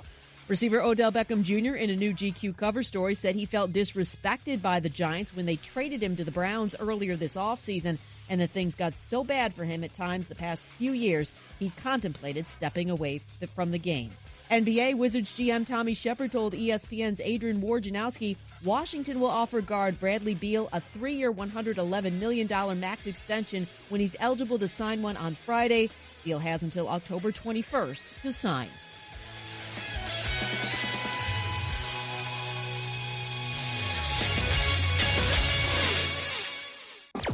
Broadcasting live from the Tallahassee Dodge Chrysler Jeep Ram Fiat Studios in the capital city of Tallahassee. This is the Jeff Cameron Show, brought to you by Cornerstone Tool and Fastener on 97.9 ESPN Radio. Man Cave Monday, brought to you by Tallahassee Dodge Chrysler Jeep Ram Fiat. Right on the corner and always right on the price. Check out the latest 2019 inventory at TallahasseeDCJ.com today. I watch the rain, it settled in, disappear for days again. Most of us staying in, lazy like the sky.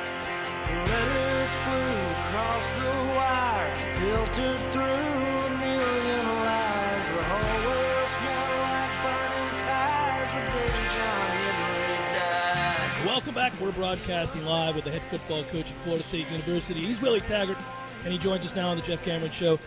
Coach, you got to be tired of this. Like, you're ready to leave, aren't you? Nah, you got to love it. Yeah. You got to love it. New year, new excitement. I'm excited. I'm fired up about it. Well, I can tell. And you're a positive guy anyhow. You're a glasses half full kind of guy anyhow. But I know it comes with the territory. You've said this. You're transparent and you own it. Bad seasons elicit those kinds of questions that you're ready to move on from. But you have to find that balance, I imagine. So for you, how much of, well, we have to learn from the mistakes of a year ago, but we also need to move on from last year and stop dwelling on it. I mean, we get why fans do it, but you can't afford to do that. So talk to me about that process in the offseason. Well, I think it's really important that we understand what we did wrong before we can move forward. I don't think we can move forward if we don't understand what we did wrong. So that was important as we ended last season, is to point out the things that we did wrong and what we needed to improve as a football team, and make sure that it was clear on everybody's aspect, from coaches to players to support staff, administration staff. Everybody had to understand that. And then the entire offseason, we had to work our tail off to make sure that we're doing the thing it takes in order not to be that kind of football team again. So and I will tell you this, I applaud our guys for buying into what we did from the time we left to where we're at now. Our guys have been working their tails off. I haven't been pulling teeth to get our guys to do anything. I mean, they're working their tails off, and that's what had me excited, because I've seen this movie before. Yeah. And I'm excited about it. Well, and I was going to ask you that. You can draw from those experiences where you come into a place, it needs some work, and you kind of go through some tough stages to make it happen, but you know what you're looking at. You know when, there's the buy-in I'm looking for, or there's a collective mindset that we're trying to get. I can hear it in there when you addressed the collected press this morning about you're getting the kind of guys into your program now that you want, that help make that culture shift. Talk a little bit about that. And that's great, and I think that's why our guys are where we're at, and where I'm excited, because you have guys coming in with that attitude, and not only that, the guys that's been here, they understand it now, and now they're starting to live within that culture that we want. And then when you recruit guys that you want and the kind of culture that you want, they help facilitate that as they come in. And I think that's what we're seeing from the 18 class and 17 class. You're seeing that from those guys. And the other thing is, I mean, you go back to last year with all the changes that happened, we only had 15 seniors. And usually you'd like to have a lot more seniors to lean on, and 60% of our roster was freshmen and sophomores. And so to go through schematic change, coaching changes, and then things don't go well, that was a lot on a lot of them, and you really didn't have anybody to lean on to bounce you back. But now those guys are older now, and now those guys that were sophomores, they're juniors now, and those guys are leading the way. They're being great leaders. You talk about Marvin Wilson, our best football player, where on Saturday he has our guys up running stadium steps. on Saturday, their day off. And I'm like, you got to be kidding me. And the thing I like about it is not just D linemen. He got offensive linemen there. He got defensive back there. He got receivers there. And he's leading the way. And when your best player is leading the way and doing those things, it says a lot about our leadership and where we're trying to go. What did you learn? You said you learned a lot about last year. I don't want to rehash the record or anything like that, but what did you learn? Because I always find this is a hard aspect. I'm trying to glean something about leadership here because when you got to look in the mirror and you got to be critical of yourself as well as your coaches and your players and really everybody involved with the program, it's hard to do sometimes to look in the mirror and say, hey, I didn't do a good job here, or maybe I should have done this. And we don't have to specifically say I didn't do this well, but what did you learn from that process? Well, going back, I learned that we had a very fragile football team, and you think back, I know coming in, I came in like I'd taken over every other job, and it wasn't necessarily the case here, because all the other jobs, the coach got fired. In this case, our coach didn't, and I took that for granted. I took how hurt our kids were, because they came here for another coach and believed in him, and he left, and so I took that for granted, and I came in and just coaching and started like I did every other program, and if I had to go back, I wouldn't have done it that way, and because our guys were hurt, and you didn't see it until you got into the season and things didn't go the right way, and to have a young team that's hurting and going through changes is probably was the most difficult thing about it all, because you just didn't have a lot of experience to lean on, so that part of it, and just as you go through, you start to understand everybody better, your players, your coaches, just everything. You don't know all those things until you go through the fire, and going through, I learned a lot and learned where everybody needs to be, and and now is my job to put them in the right place, and knowing their strengths and weaknesses and put them where they can help us win ball games. Is this the most eager that you've been to start a season? I mean, obviously, you've several stops along the way. You've turned things around. But you've got some players here, and I can hear it in your voice. You're excited, obviously, and here we are. We're close to practice, and obviously everybody wants to get going. Nobody has greater expectations than you do.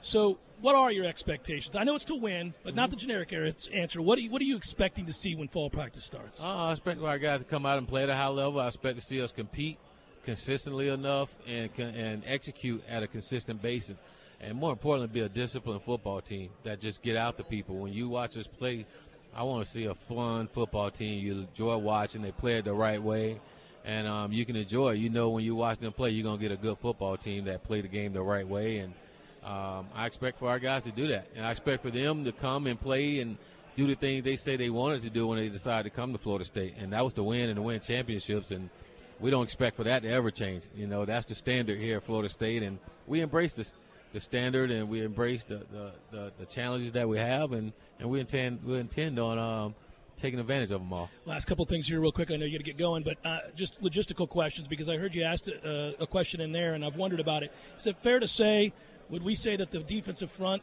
is going to be multiple? Because you kind of bristle when we bring up 3-4, and I'm just kind of curious your thoughts. No, we try some things in spring ball, and just to seeing where we can get, and there's some things that we like, there's some things we didn't like, and I really like what Coach Barnett is doing and where he's going with our defense, because I think we have some talented kids on that side of the ball, and the things he's doing now is going to allow them to utilize the talent that we do have, and I think it's going to help us tremendously defensively. Coach Kelly, his role has changed, obviously. Last thing, how has he helped? What is his role specifically behind the scenes? Obviously, you lose an on-field coach. You must value him an awful lot.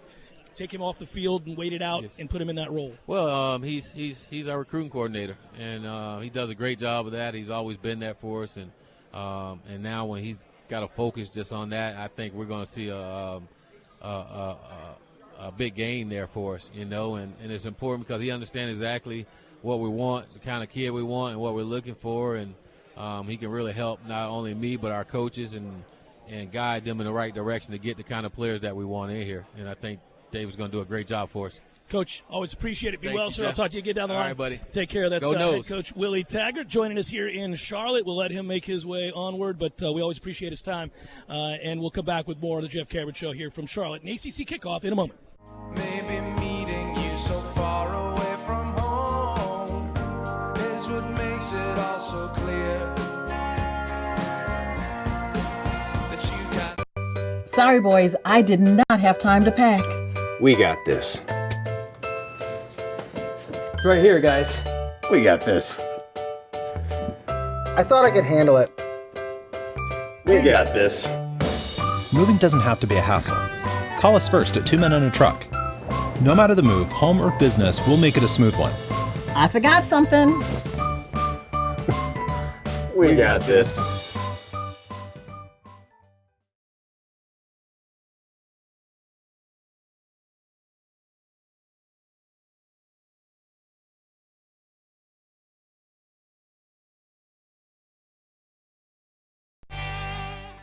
Introducing Hardee's Charbroiled Double Deals for $2.49 each. Your choice of the double cheeseburger, the new bacon cheddar double, or backed by popular demand, the Hardee's Classic. They're double, the beef, triple, the options. You probably noticed the echo. It happens when we double, the beef, and triple, the options with our Charbroiled double deals for $2.49 each. It's kind of epic. Hardee's, because it tastes better. Double the meat is compared to the small cheeseburger. Limited time only at participating restaurants. Price may vary. Tax not included. Hi, folks. Dirk Bentley here. Being on the go is a big part of my life. I love seeing new places, meeting new people, and performing all over the world. For energy on the go, for me, it's 5-Hour Energy. It works fast, works long, and it tastes good. With 0 sugar and 4 calories. Try it. It could work for your on-the-go life, too. 5-Hour Energy. Energy on the go. For more information, visit 5hourenergy.com. Not a big summer guy. Too hot. Not a big winter guy either. Too cold. My favorite season? Safety season. Because it's every season. 24/7, 365. For all things safety, I trust Grainger. Grainger's safety experts have the safety solutions and expertise to help keep your facility safe and your people safer all year long. Seasons may change, but Grainger's always got your back. Call clickgrainger.com or stop by for all things safety. Grainger, for the ones who get it done. Hi, Chris Kraft for Kraft Nissan. If you think it's hotter than Georgia asphalt, wait till you experience Kraft Nissan's sizzling July summer sale, but because of the response, we've extended until month end. For starters, the hotter than a firecracker 2019 Nissan Rogues are all $4,000 off. Own any Nissan in the family, and you get an additional $1,000 loyalty cash. That's $5,000 off all Rogues in stock. We have over 90 to choose from. All 2019 Altimas are $5,000 off, and you get special interest rate of 1.9% for 60 months, you get both. Not hot enough? All 2019 Maximas and Muranos are $6,000 off, and you get special interest rates as well. And for the grand finale, 2019 Nissan Titan V8 Crew Cab start at only $29,950. Plus, Titan comes with America's best truck warranty, 5 years or 100,000 miles, bumper to bumper. No wonder Tallahassee is a Nissan town. Kraft Nissan Town. On Mahan Drive between Academy Sports and Costco. Interest rates with approved credit. Prices include dealer preparation charges. This is the Jeff Cameron Show on 97.9 ESPN Radio.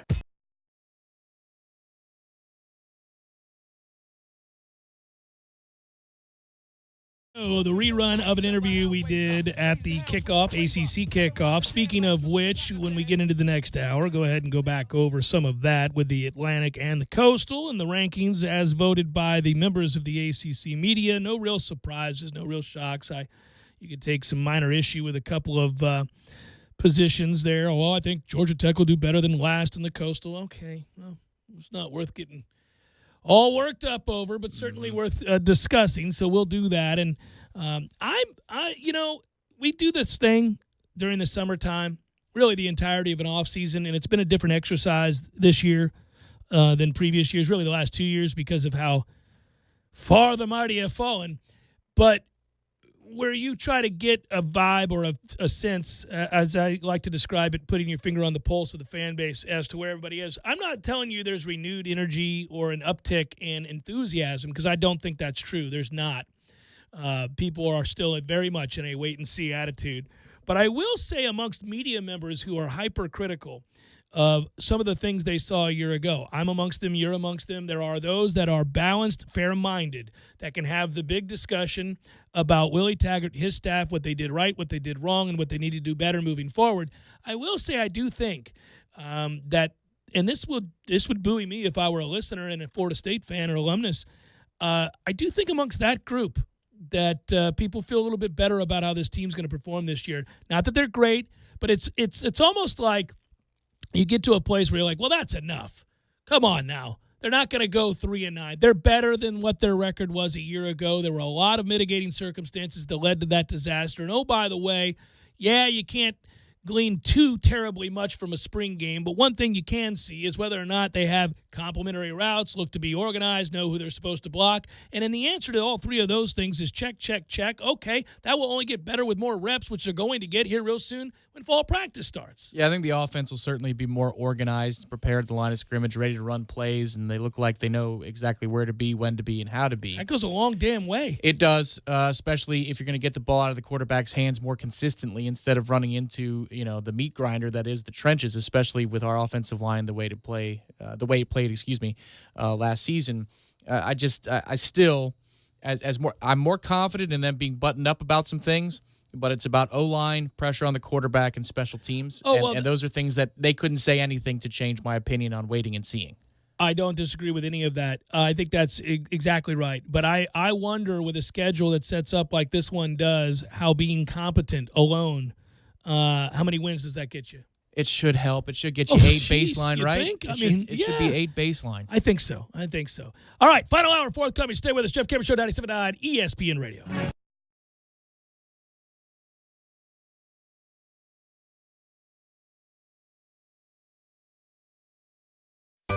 Sorry, boys, I did not have time to pack. We got this. It's right here, guys. We got this. I thought I could handle it. We got this.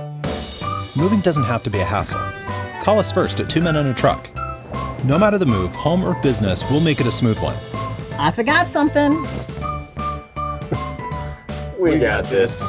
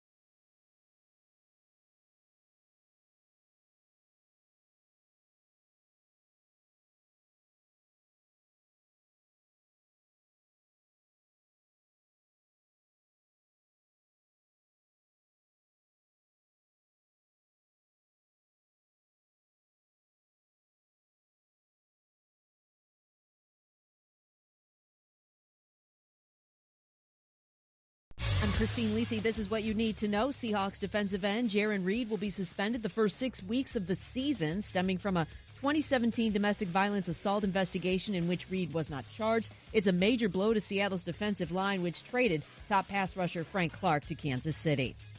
Patriots receiver Julian Edelman expected to be out 3 weeks with an injured thumb, according to ESPN's Adam Schefter and Field Yates. That leaves New England without another star on offense when veterans report to training camp on Wednesday. Besides Edelman, Pats will also be without the retired Rob Gronkowski and the suspended Josh Gordon. In addition, running back Sony Michel and receiver Demaryius Thomas open up camp on the PUP list. Jets running back Le'Veon Bell Tired of hearing from critics that he's not focused on just football, he took to Instagram to fire back. Bell blasted those who tell him it should be all football all the time when it comes to him.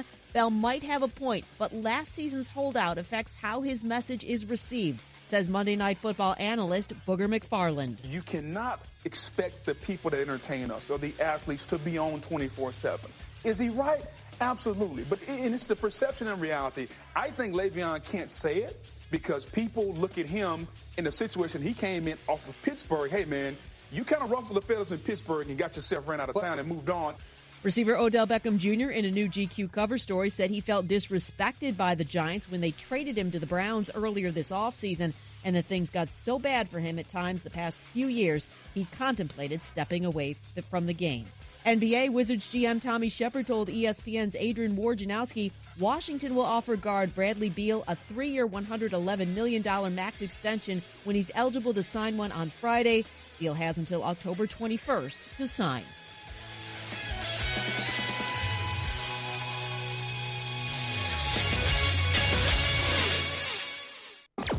Broadcasting live from the Tallahassee Dodge Chrysler Jeep Ram Fiat Studios in the capital city of Tallahassee. This is the Jeff Cameron Show, brought to you by Cornerstone Tool and Fastener on 97.9 ESPN Radio.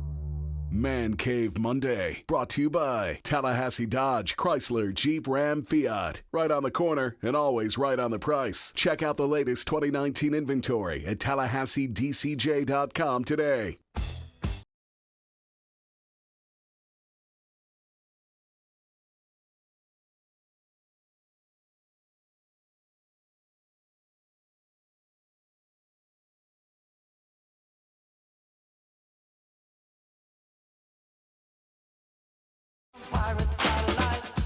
Final hour of the Jeff Cameron Show, at least for today. Thanks for tuning to it. Great to be with you.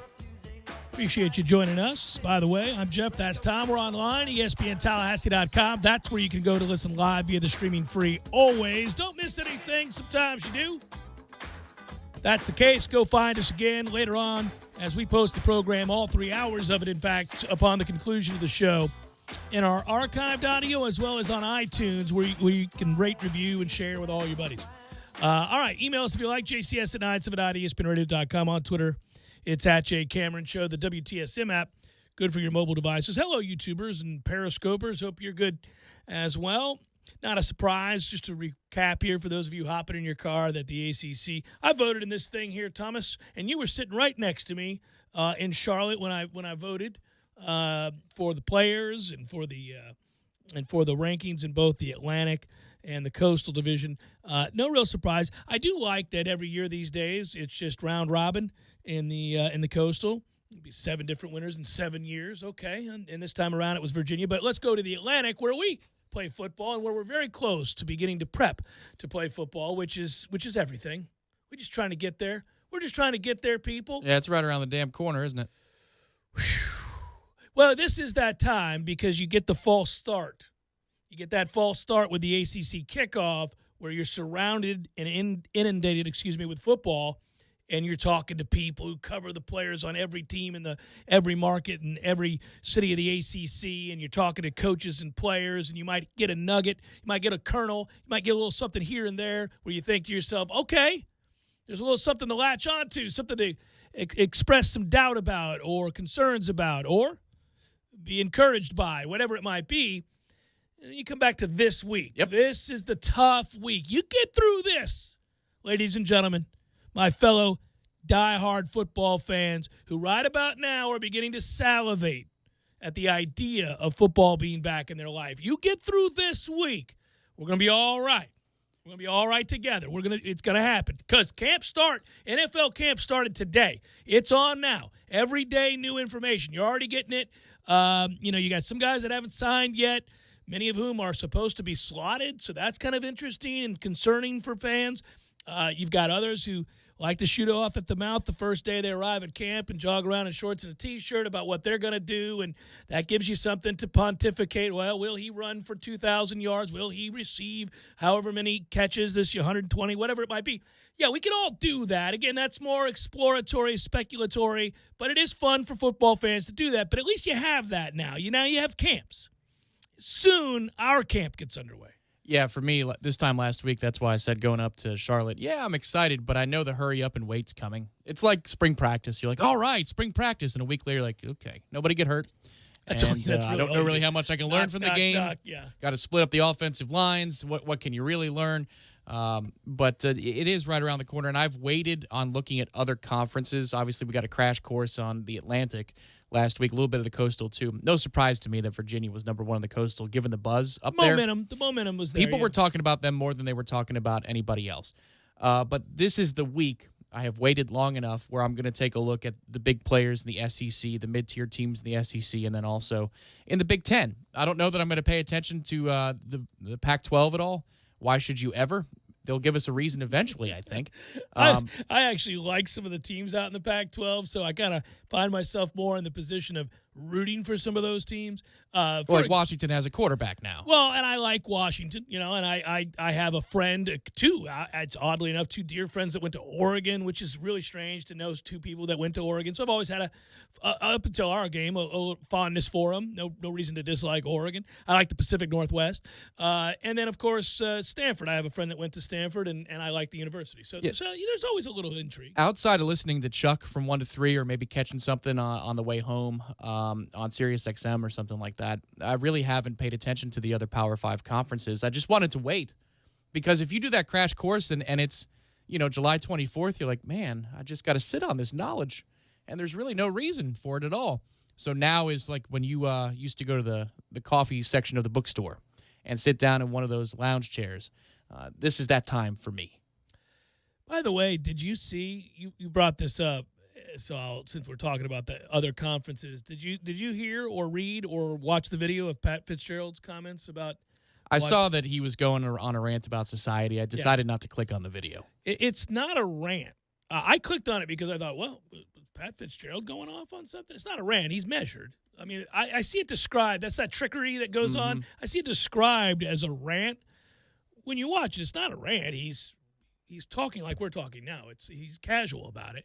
He's weighing in on some things that might not be the reason. It's his opinion for the reason of college football's major decline in attendance across the board and all conferences, all that stuff that's been of concern and certainly a topic that we've kicked around. Everybody has an opinion on this.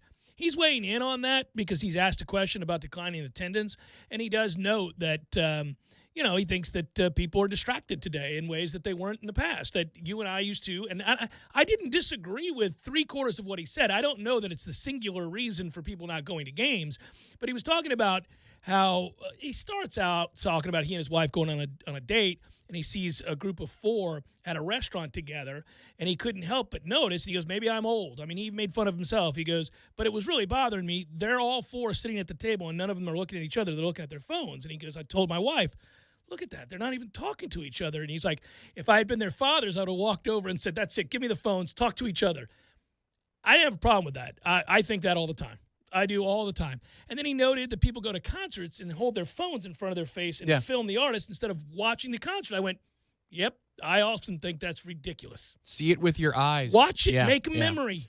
Nobody gives a damn about the video you're taking, and you won't care about it. Well, you'll never go back and watch it. And he notes that, too. It's so... Some of what he was saying I completely agreed with and went, yeah, that is problematic. It's hard. I mean, I've got 2 young kids now, and I'm forever trying to weigh that balance of, hey, you get some play time, some screen time, and, oh, by the way, we're about it. You're in life. And one in your class that doesn't have one.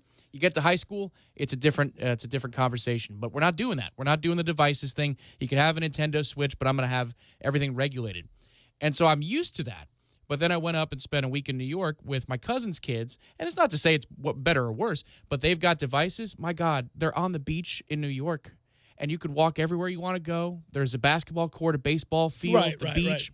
They are on the couch, on their devices, glued to their devices. And I can understand if you're a coach of a football program and you've got to deal with this type of generation. It's tough. You've got to break their barriers.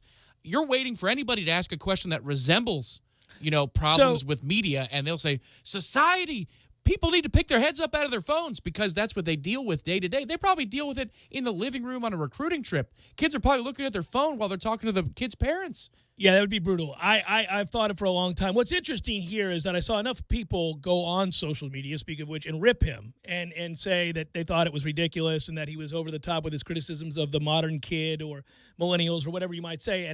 And yet, I know of a lot of people who cover recruiting, who cover college football that have said these exact same things, that reaching kids today is much more difficult.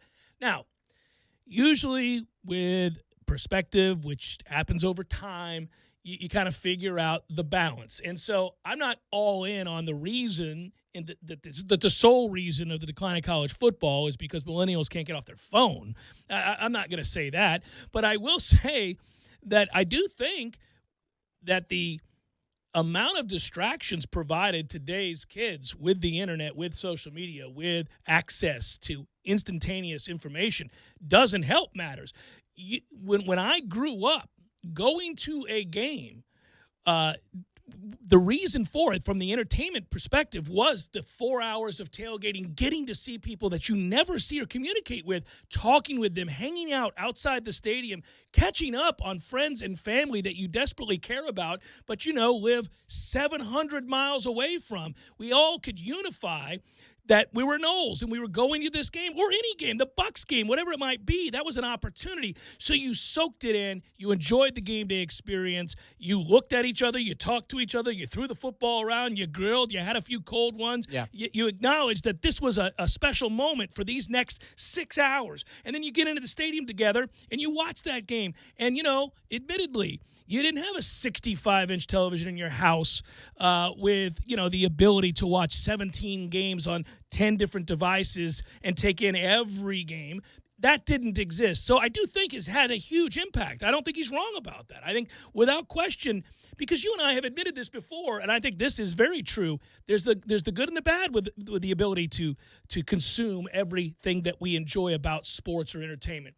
The specialness wears off because we can see it all, right? There's no big deal anymore because we can see it anytime we want. Any baseball game I want to watch, any basketball game I want to watch, I can watch it. But I if we're playing Louisiana Monroe, Louisiana Lafayette, whoever the sorry-ass team is sandwiched in between Boise State and Virginia. Could be either. I don't know. So, I'll go to that game as the home opener. But if it were not, and my job is to certainly break down that game, I go to live games when the atmosphere is going to be a bigger part of the story. Mm-hmm. So Oklahoma's in town, Miami's in town. You got a major game against a rival. The atmosphere is a part of telling that story on Monday. It ain't with that game, man. Right. I only need to see it. And simultaneously, there's probably 6 other games that I also need to see, and I don't feel like watching tomorrow. I'm going to see that now so that I can eliminate the amount of time on a Sunday that I got to work for Monday's show. Buddy, yes, ease of access. And I was on the ground floor in growing up. So obviously we had AOL when I was in middle school, late elementary, early middle school. I remember all the way up to AOL 7.0 before Roadrunner was available in the Tampa Bay area. And that was Roadrunner high-speed internet. And so now, if I'm on Kazaa or Napster, as many of my contemporaries were, you can download a song in 30 seconds. Wow, it used to take 20 minutes to get the latest Eminem track. I mean, that's the era I come from. But the kids now that are in college, that are in high school, that the coaches are recruiting, that's all they've known. I knew before and I know after. Sure. But still, ease of access to my generation is huge. And you're absolutely right. The game day experience is largely lousy unless it's either a night game or there's good weather or it's a big game. Those 3 things. Like a November game, even the Alabama State one, I'm looking more forward to that than I am, say, Louisville in September. You know why? It's going to be a beautiful day in Tallahassee. It'll be beautiful to be outside, yeah. It's completely different. I mean, if you still do, I will say this, all games are better live. All. If you have built in special times with special friends and family. You can handle the heat, all that stuff. If you've got a group of 20, 30, 40 people you've been going to games with for the entirety of your life, ain't nothing like meeting those people and seeing those people from all around the state and from all around the region coming in for a shared love and passion. It's beautiful, and I would rather do that than anything I could do at home. But it is rare anymore that group, that contingent that I described, exists. Yeah. Everybody has opted. Not everybody. A large percentage of people have opted for the man cave, and I can't necessarily blame them. We had a friend in our group that I've been going to Florida State games, as I've said on this show, with my father since 1979, 1980. Okay, I was 8, so that would have been 79. You're the Pirates. 40th anniversary. So think about that, right? Okay. So, I mean, I went to a couple back then. We really started to ratchet up and go all the time, say 82 on, okay? Now, that group consisted of a certain amount of people, and it grew over time as I was in school and started incorporating friends and all of that. Well, it's diminished some. Unfortunately, a couple have passed away. Some others moved across the country for jobs. Others' kids graduated, and they aren't part of it anymore. And ultimately, we had 3 or 4 hardcore guys opt out for the man cave.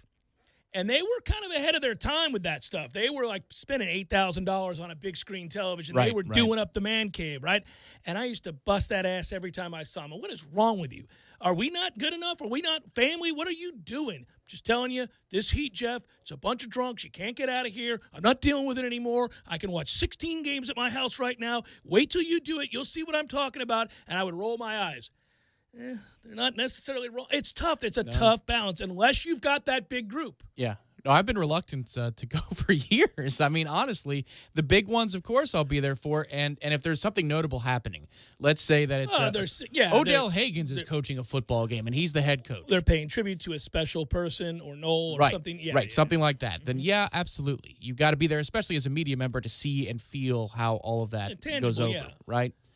But I got to tell you, man, you're absolutely right. When it comes to efficiency, especially with the job that we do, well, I'm not going to go back and watch, Clemson Auburn the next day from start to finish when I can watch it simultaneous to FSU, and then I go back and I watch FSU play for play 2 other times. We have to do before that we anyhow, kick off. Yeah. Right. It's about time efficiency. But even if I wasn't doing this for a job, I still would buy single games. I know that's, nails on a chalkboard to them over there. I'd buy single games. I'm sorry, man. Yeah, packs of 3, things like that. I mean, until they get to the schedule to where it's, Or secondary market. It's really not the devil, guys. It's about supply and demand. We built too big of a stadium. You got to spread out the seats and give people a little bit more a lap of luxury. Yeah, that's the way it's going. At this point, everybody did. There are very few places. Oh, it's not only us. You're right. I was going to say, very few places anymore. And listen, they've had this complaint at places where they're winning at a pace that causes nausea for the rest of the country. I mean, Alabama has this issue. It's happened everywhere. So it's not like, you guys are struggling. No wonder no, it's happened throughout the SEC, and you know how rabid they are. It's happened throughout the other conferences. It's not abnormal now. Well, I said all that to say this. We're going to touch on this because I didn't mention it before, but it's not shocking to see the ACC championship votes come in and all eyes once again back on Clemson. But we speculated about the fight for number 2. So I'll touch on it momentarily. I'll give you that list of both the Coastal and the Atlantic, and I'll give you my thoughts. Jeff Cameron Show, 97.9 ESPN Radio.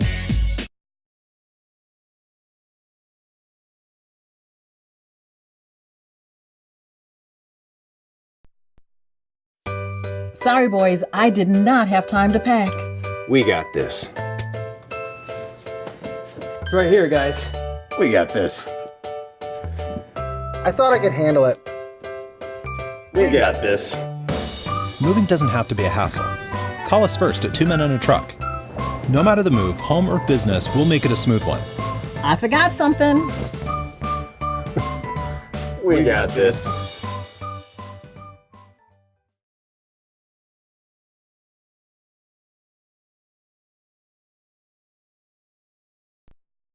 Program or WRAP is also available right now, which also offers a one-time payment option that lets you defer a portion of your bill until October. Wow, I had no idea. Where can I find out more? Simple. Visit talgov.com/YOU. The City of Tallahassee Utilities connects you to more than electricity. With a variety of options to choose from, you can find products and services that help you save energy, water, and money.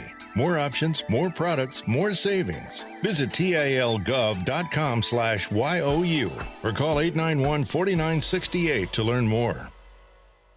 Hendrick. Get to the all-new Dale Earnhardt Jr. Chevrolet, a proud partner of the Hendrick Automotive Group. Shop the Hendrick Summer Sales Event all month. Find new roads in a 2019 Chevy Silverado 1500 truck, up to $15,000 off MSRP. Plus, get a 20-quart Orca cooler with the purchase of any new Chevy truck. New management, new buying experience, same Chevy. Come see us on Tennessee Street. Shop DaleJuniorChevy.com. Cooler valued at $199. Not all vehicles will qualify for maximum discount. Must finance with GM Financial plus tax, title, license, dealer installed options, and dealer admin charge. See dealer for details. Tallahassee loves the corner pocket as much as a crystal ball winning catch. He's looking, he lost it to the end zone. It's Benjamin! Touchdown! With 13 seconds left. The 97.9 ESPN radio special is a must-have every Monday and Wednesday at the corner pocket. 10 mouth-watering wings, a fresh side of fries, and a chilled domestic pint of beer are just $9.79 all day long. Be sure and try the fish blend of sauces, a true wing eater's favorite. The Corner Pocket Bar and Grill. He's gone! Home of Trivia Tuesday, Beer Bingo Thursday, and the daily $7.99 lunch special.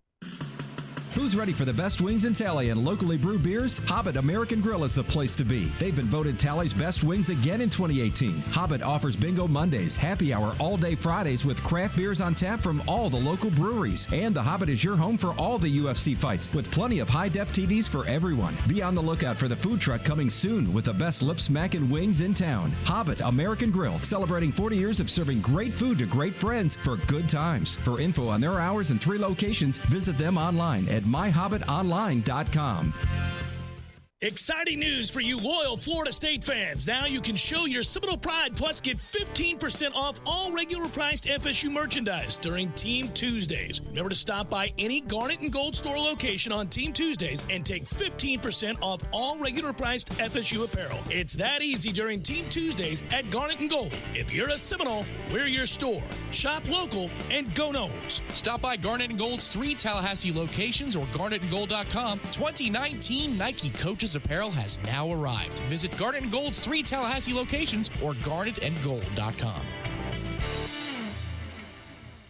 Hey, I'm Jeff Doxey, Realtor for Capital Property Consultants, representing Premier Fine Homes. If you're thinking of owning your own brand new Premier home, call or text me at 850-545-4747 or email me, jeffdoxey1@gmail.com. You say where, I'll be there. Your Canopy Connection.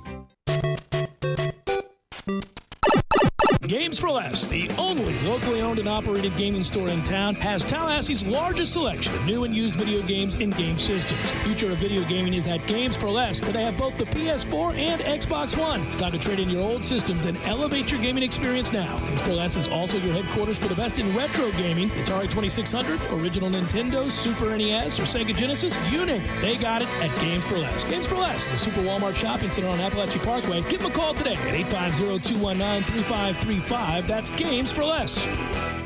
You're locked in with the Jeff Cameron Show on 97.9 ESPN Radio.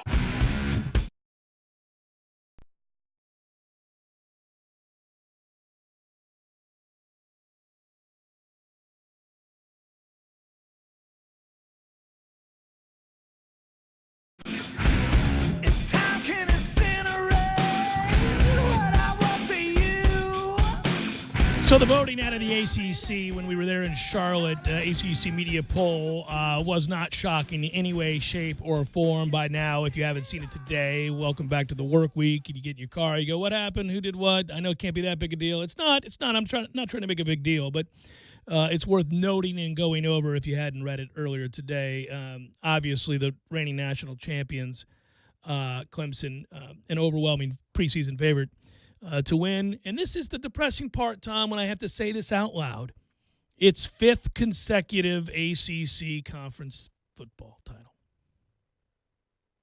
Just, I don't like saying that aloud. It snuck up on us. Yeah, we 5 straight. We made a run of it in 15 when we had no business doing it, but beyond that, it's been theirs, and we always knew it was going to be theirs. 173 media members credentialed for last week's 2019 ACC kickoff in Charlotte voted. I was amongst them, and yes, I did select Clemson.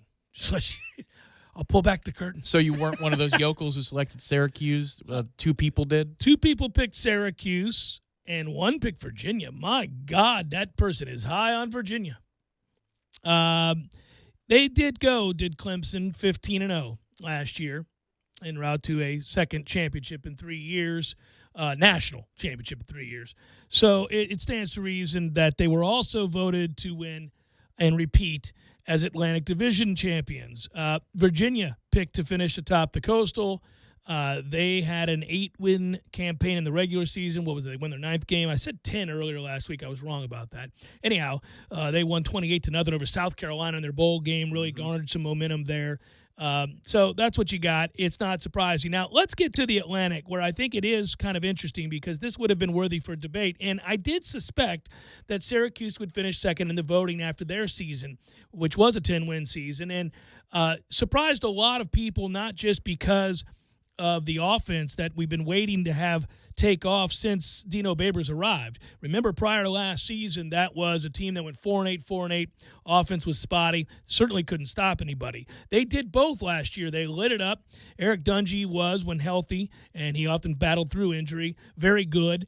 That offense was explosive. And then defensively, they caused turnovers, they created havoc, and they got after the passer. They sacked people at a rate that they didn't even expect, as you heard in Dino Babers' interview from a year ago. He knew they'd be better on defense. He said as much. He did not think that they would accumulate that many sacks, which led to a lot of pressures, which led to a lot of forced passes and a lot of turnovers. Now, they happen to have some turnover luck, and he admitted that too. Pretty much anything that could be had was theirs. And so repeating that will not be as easy and not something that is a repeatable skill. Sometimes if it happens, you get a little bit lucky, but it would be just that. I wasn't surprised to see them pick second because Tommy DeVito, the new quarterback, second in the Elite 11, was a guy highly touted, especially for Syracuse. They think he can be better than Dungy. So if you're going to get better quarterback play, you're going to have an explosive offense. Their backs are better this year than their receivers. So you do have one very experienced sophomore receiver back, but they're going to try to have more of their backs carry the running load than they did at quarterback last year with Dungy. So that'll help DeVito out not having to be the guy that takes all those hits. I wonder, though, about that because Dungy, part of his personality, his persona was the toughness in the running game. Oh, and they fed off that. And he was a red ass, like a lot of good players are. Mm-hmm. You just wonder about, what's Tommy's personality from just seeing him interact with certain Radio Row interviews and walking around the breakouts. He looks like he's got a little bit of that in him, but Eric Dungy was, forgive me, I don't mean to overstate it, but he was kind of a special player in that regard for that program especially. Yeah. It's hard to recreate it. And I have to say, in that interview when you were talking to Dino and he said that we've got to create more turnovers, if that's what you're counting on, I don't know about his defense this year because if he's trying to send a message that we need to create turnovers to get by, you can't. I mean, that's not a thing, man. No. That you don't just, pull up all sevens on the slot machine 2 years in a row. It's not going to happen. No, not to the extent that it did a year ago. It can't. It's one of the things that we also thought about the University of Florida. I mean, you can be good in areas and pressure in areas that lead to bad decisions, and you can influence turnovers. But, no, a lot of that is turnover luck. And so they're not going to be able to do that. But they were picked second with 913 votes. Florida State came in third. So, I thought about this because a lot of people, including David Hale, whom we talked to last week, who I believe to be objective and certainly fair-minded. I disagree with him on his vote. He had Florida State sixth. But in looking at this, you could see, well, I might take, if I watched that Florida State product a year ago as a media member in a different market, and then I hear the offensive line is still not fixed, I might be apt to take an NC State or even a Boston College, certainly a Syracuse, over Florida State. To see Florida State finish second, I know nobody believes in Louisville. Wake is well coached, but they're still Wake. It's hard to get them in there. Louisville was picked last in the Atlantic. Wake was picked sixth. I think the strongest case I heard for Wake was made by David last week. Yeah. Because nobody was talking about They're them not up terrible there. anywhere. They're decent everywhere, but they don't have any one standout unit. They also have the longest mesh point in all of college football. It is the unbelievable. quarterback will go right up the centers. You know what? Patient. Yeah. Hold. It is hard to imagine. I know when I watch it, I go, oh, get rid of the ball, son. You're going to get killed. And they just do a good job with that. I don't know. But I would say that it is sort of just a grab ass, man. I mean, this is up for grabs. There's no compelling debate or argument to be had that wins everybody over if you go, I like NC State over Florida State. Okay, well, I'll counter your argument. Lay it down. and we could do it. We could do it with each other. I could take NC State, and you could take Florida State, and vice versa. We would do it. I think the funny thing is, and as sad as it is to bring this up, all the key games for Florida State to finish second in the Atlantic are at home. Well, I like us to finish second in the Atlantic anyhow. I thought we would. I voted us to finish second in the Atlantic. I think that's sad that we have to bring up that we do host. We get Syracuse at home. We get Wake at home. We get NC State and Louisville at home. I think it's a big deal because you saw what happened a year ago going up to Syracuse in the Dome. Now, granted, that was really the Wake's on the road. No. Other than that, though, the three key games with Syracuse, that's a huge one. I think we're going to overcome that. Listen, if we're worried about the road crowd at Wake, we got real issues. The sleepy nooner. It's the curse of the sleepy nooner. It is, but I like Florida State to finish second, and I'm not bullish on Florida State. I don't think the Atlantic's very good. I know that my man, Coach Steve Addazio, believes they're going to have the most explosive offense they've had since he's been there. I'll believe it when I see it. They're not consistent at quarterback. They lost 3 offensive linemen. That's a problem. I mean, that was an area of expertise for them. Of course, their secondary was loaded last year. It's still good, but they lose a bit there. So I don't know. I don't have a problem with that. In the Coastal, by the way, again, 7 different, if it happens, 7 different Coastal champions in 7 years. Just spin the wheel, baby. Spin the wheel when talking about Coastal. They took Virginia. They took Miami second in a close vote, followed by Virginia Tech, Pitt, Duke, North Carolina, Georgia Tech last. If I'm going to take issue with anything here, I don't think Georgia Tech will finish last in the Coastal. They went out and got a good coach.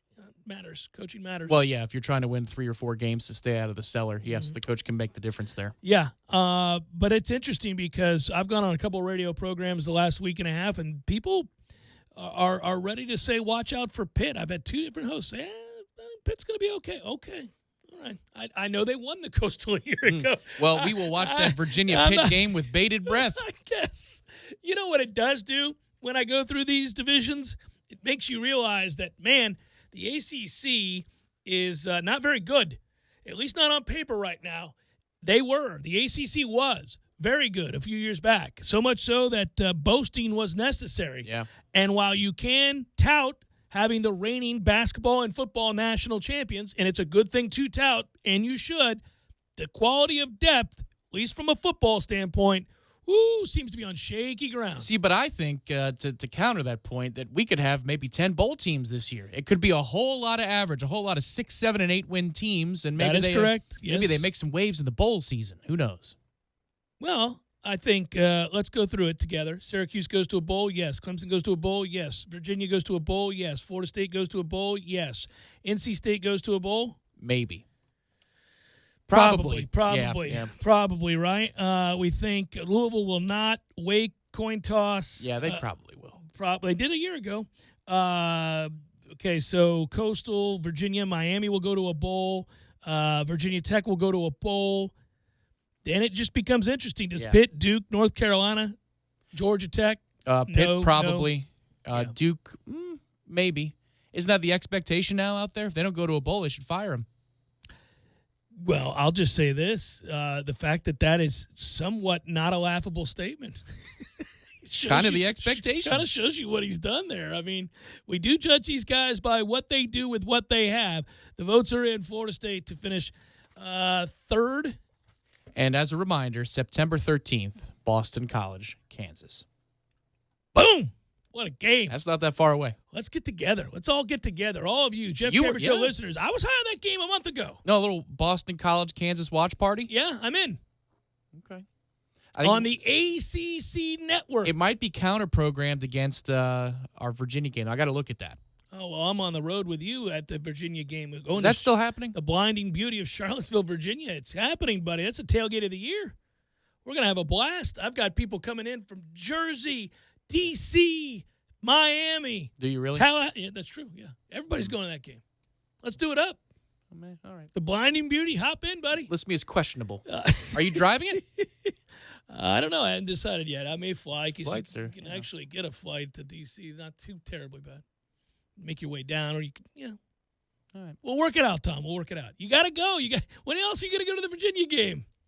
We don't always when they're here next year. We don't always play them, and that campus is second to none, man. It's a thing of beauty. You walk around, go, geez, this is nice. The weather will be nicer there too. Maybe. Probably. Probably. Most places are. Well, I mean, like maybe 3 degrees nicer. So we were literally just in Charlotte where daytime temps were 98, and it was 10 times nicer there than here. Even at 98. Wasn't even close. 98 here is really not livable. Yeah. 98 there wasn't bad. Saturday evening was pretty nice, though. We had some cloud cover and some breeze. Okay. That was weird. It was weird nice. That was the first tweet I got this morning. My former intern, weather guru, Sean Breslin, letting me know that we have a cold front coming in this week. Highs in the low to mid-80s. Oh, that's right. Wednesday, Thursday. Yeah, I saw that. It's going to be here midweek, baby.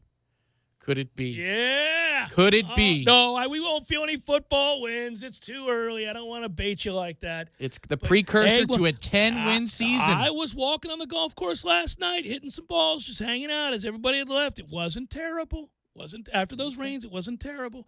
Now today's terrible. Jeff Cameron Show.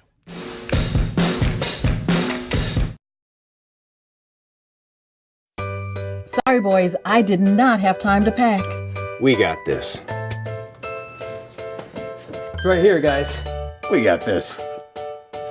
I thought I could handle it. We got this. Moving doesn't have to be a hassle. Call us first at 2 Men and a Truck. No matter the move, home or business, we'll make it a smooth one. I forgot something. We got this.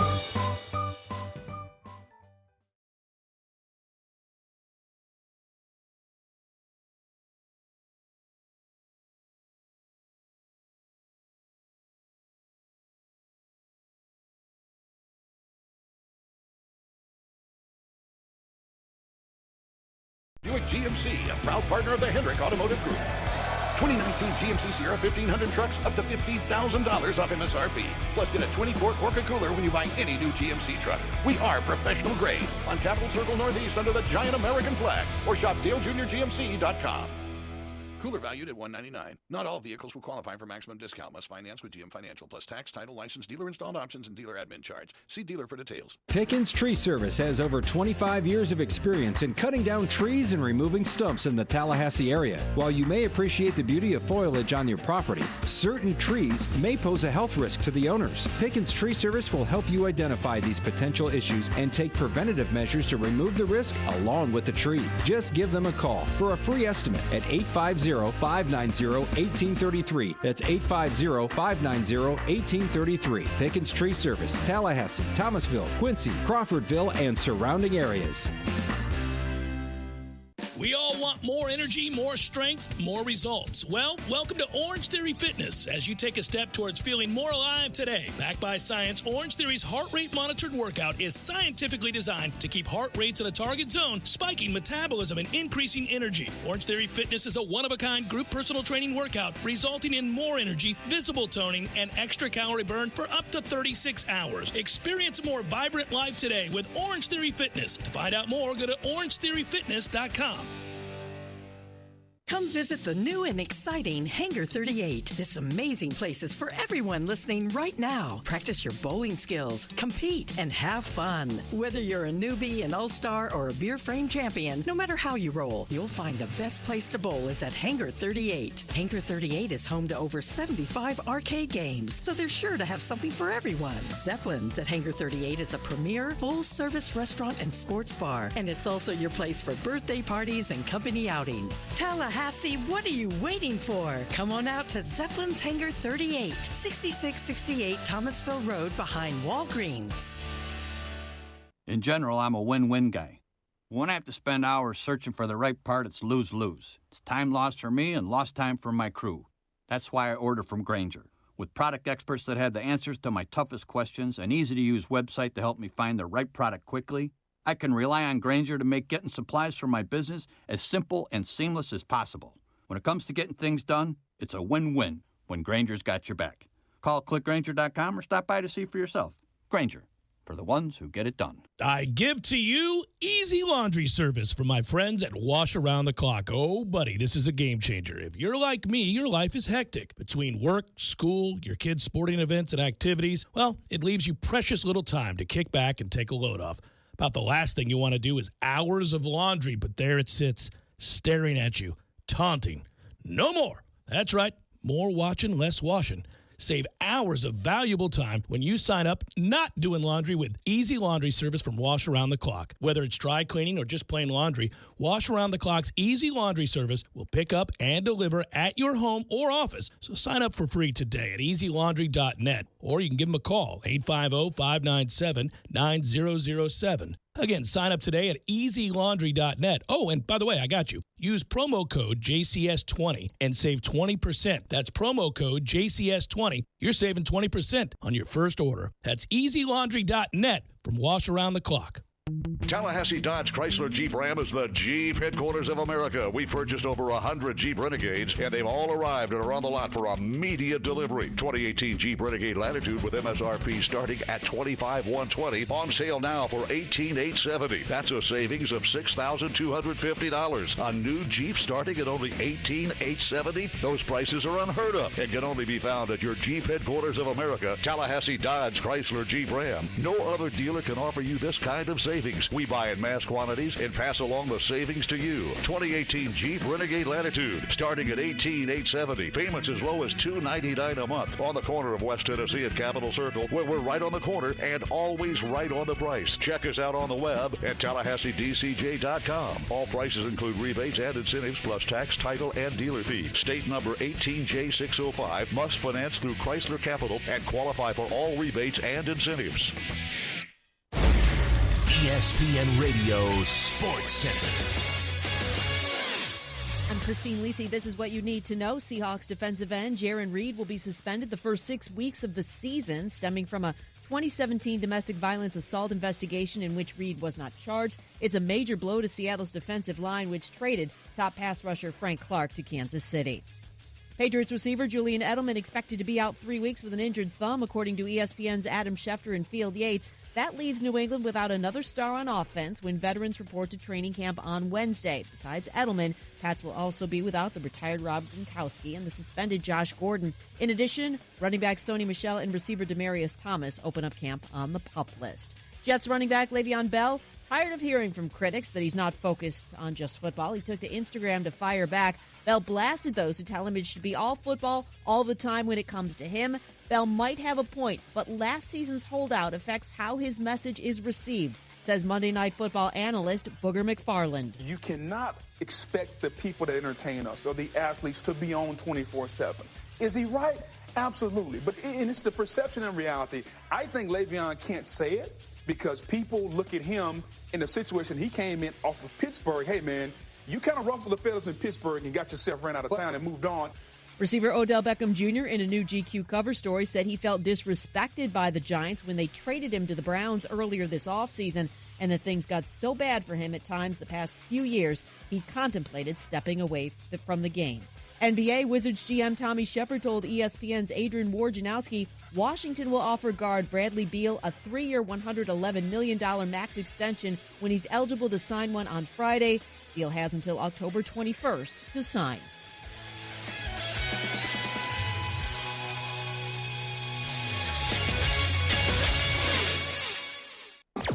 Broadcasting live from the Tallahassee Dodge Chrysler Jeep Ram Fiat Studios in the capital city of Tallahassee. This is the Jeff Cameron Show, brought to you by Cornerstone Tool and Fastener on 97.9 ESPN Radio. Man Cave Monday, brought to you by Tallahassee Dodge Chrysler Jeep Ram Fiat. Right on the corner and always right on the price. Check out the latest 2019 inventory at TallahasseeDCJ.com today.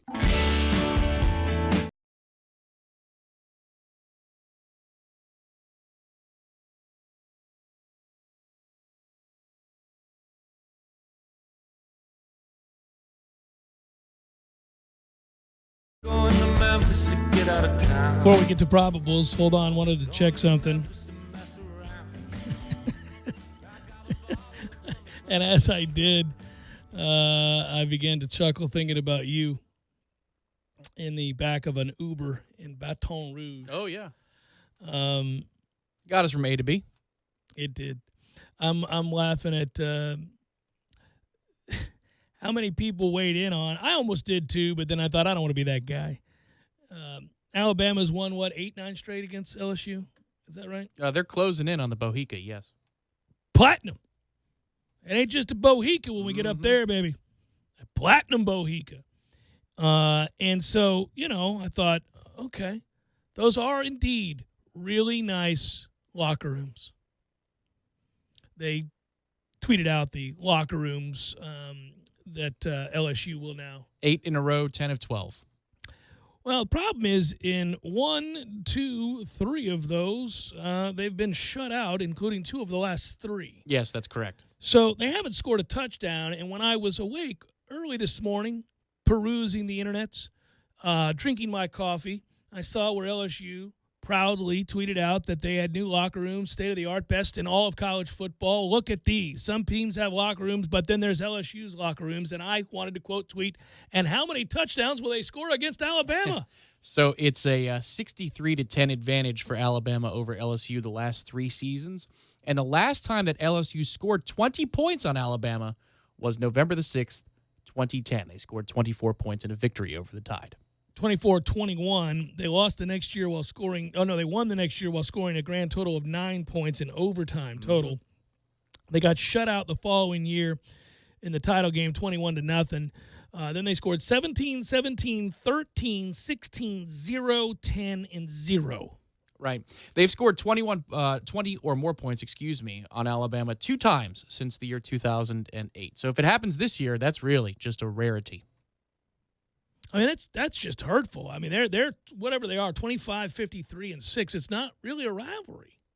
No, it's the Saban rivalry. If you just look at Saban victories since he took over in Baton Rouge and then obviously transitioned over to Alabama, I think Nick Saban has won all but 2 or 3 games since that point.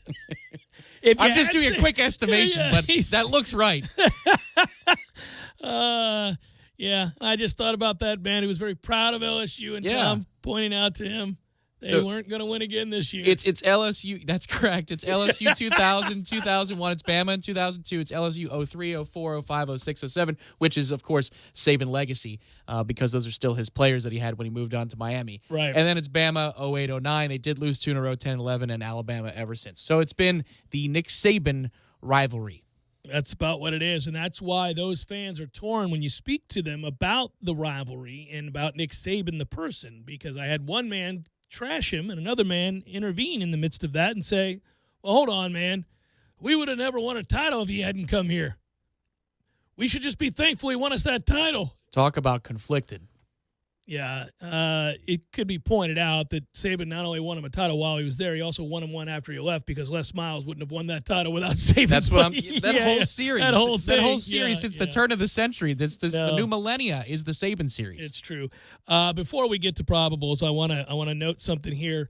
You guys have responded a lot lately. I got personal emails from people who have signed up. I hope you're liking it. When I endorse something, you guys know.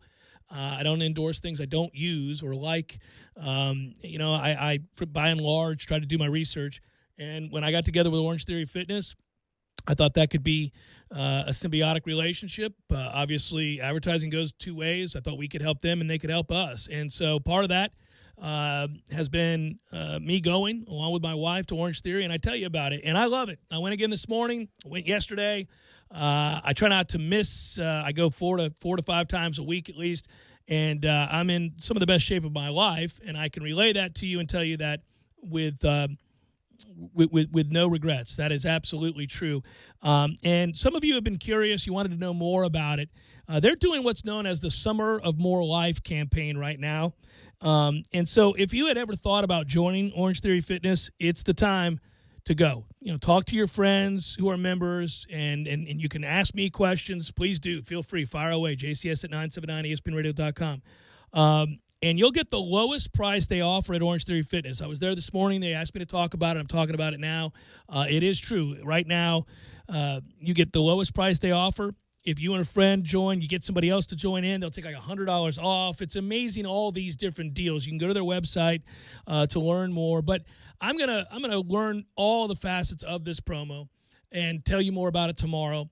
I know this weekend after a workout, they're having a huge open house on Saturday. So I'll tell you the times. But just kind of get your mind thinking about it. If you're thinking about going, maybe you wanted to go with your wife or your girlfriend, your buddy, whatever, this would be the time to do it. This is where they're really kind of ratcheting up the savings and trying to get people in so that you can explore it and be kind of in a groove by the time you get to the fall, because we all know we got to be right by the time we get to the fall. All right, let's do probables. Here we go. It's time for, how you say, with the pitching, probables?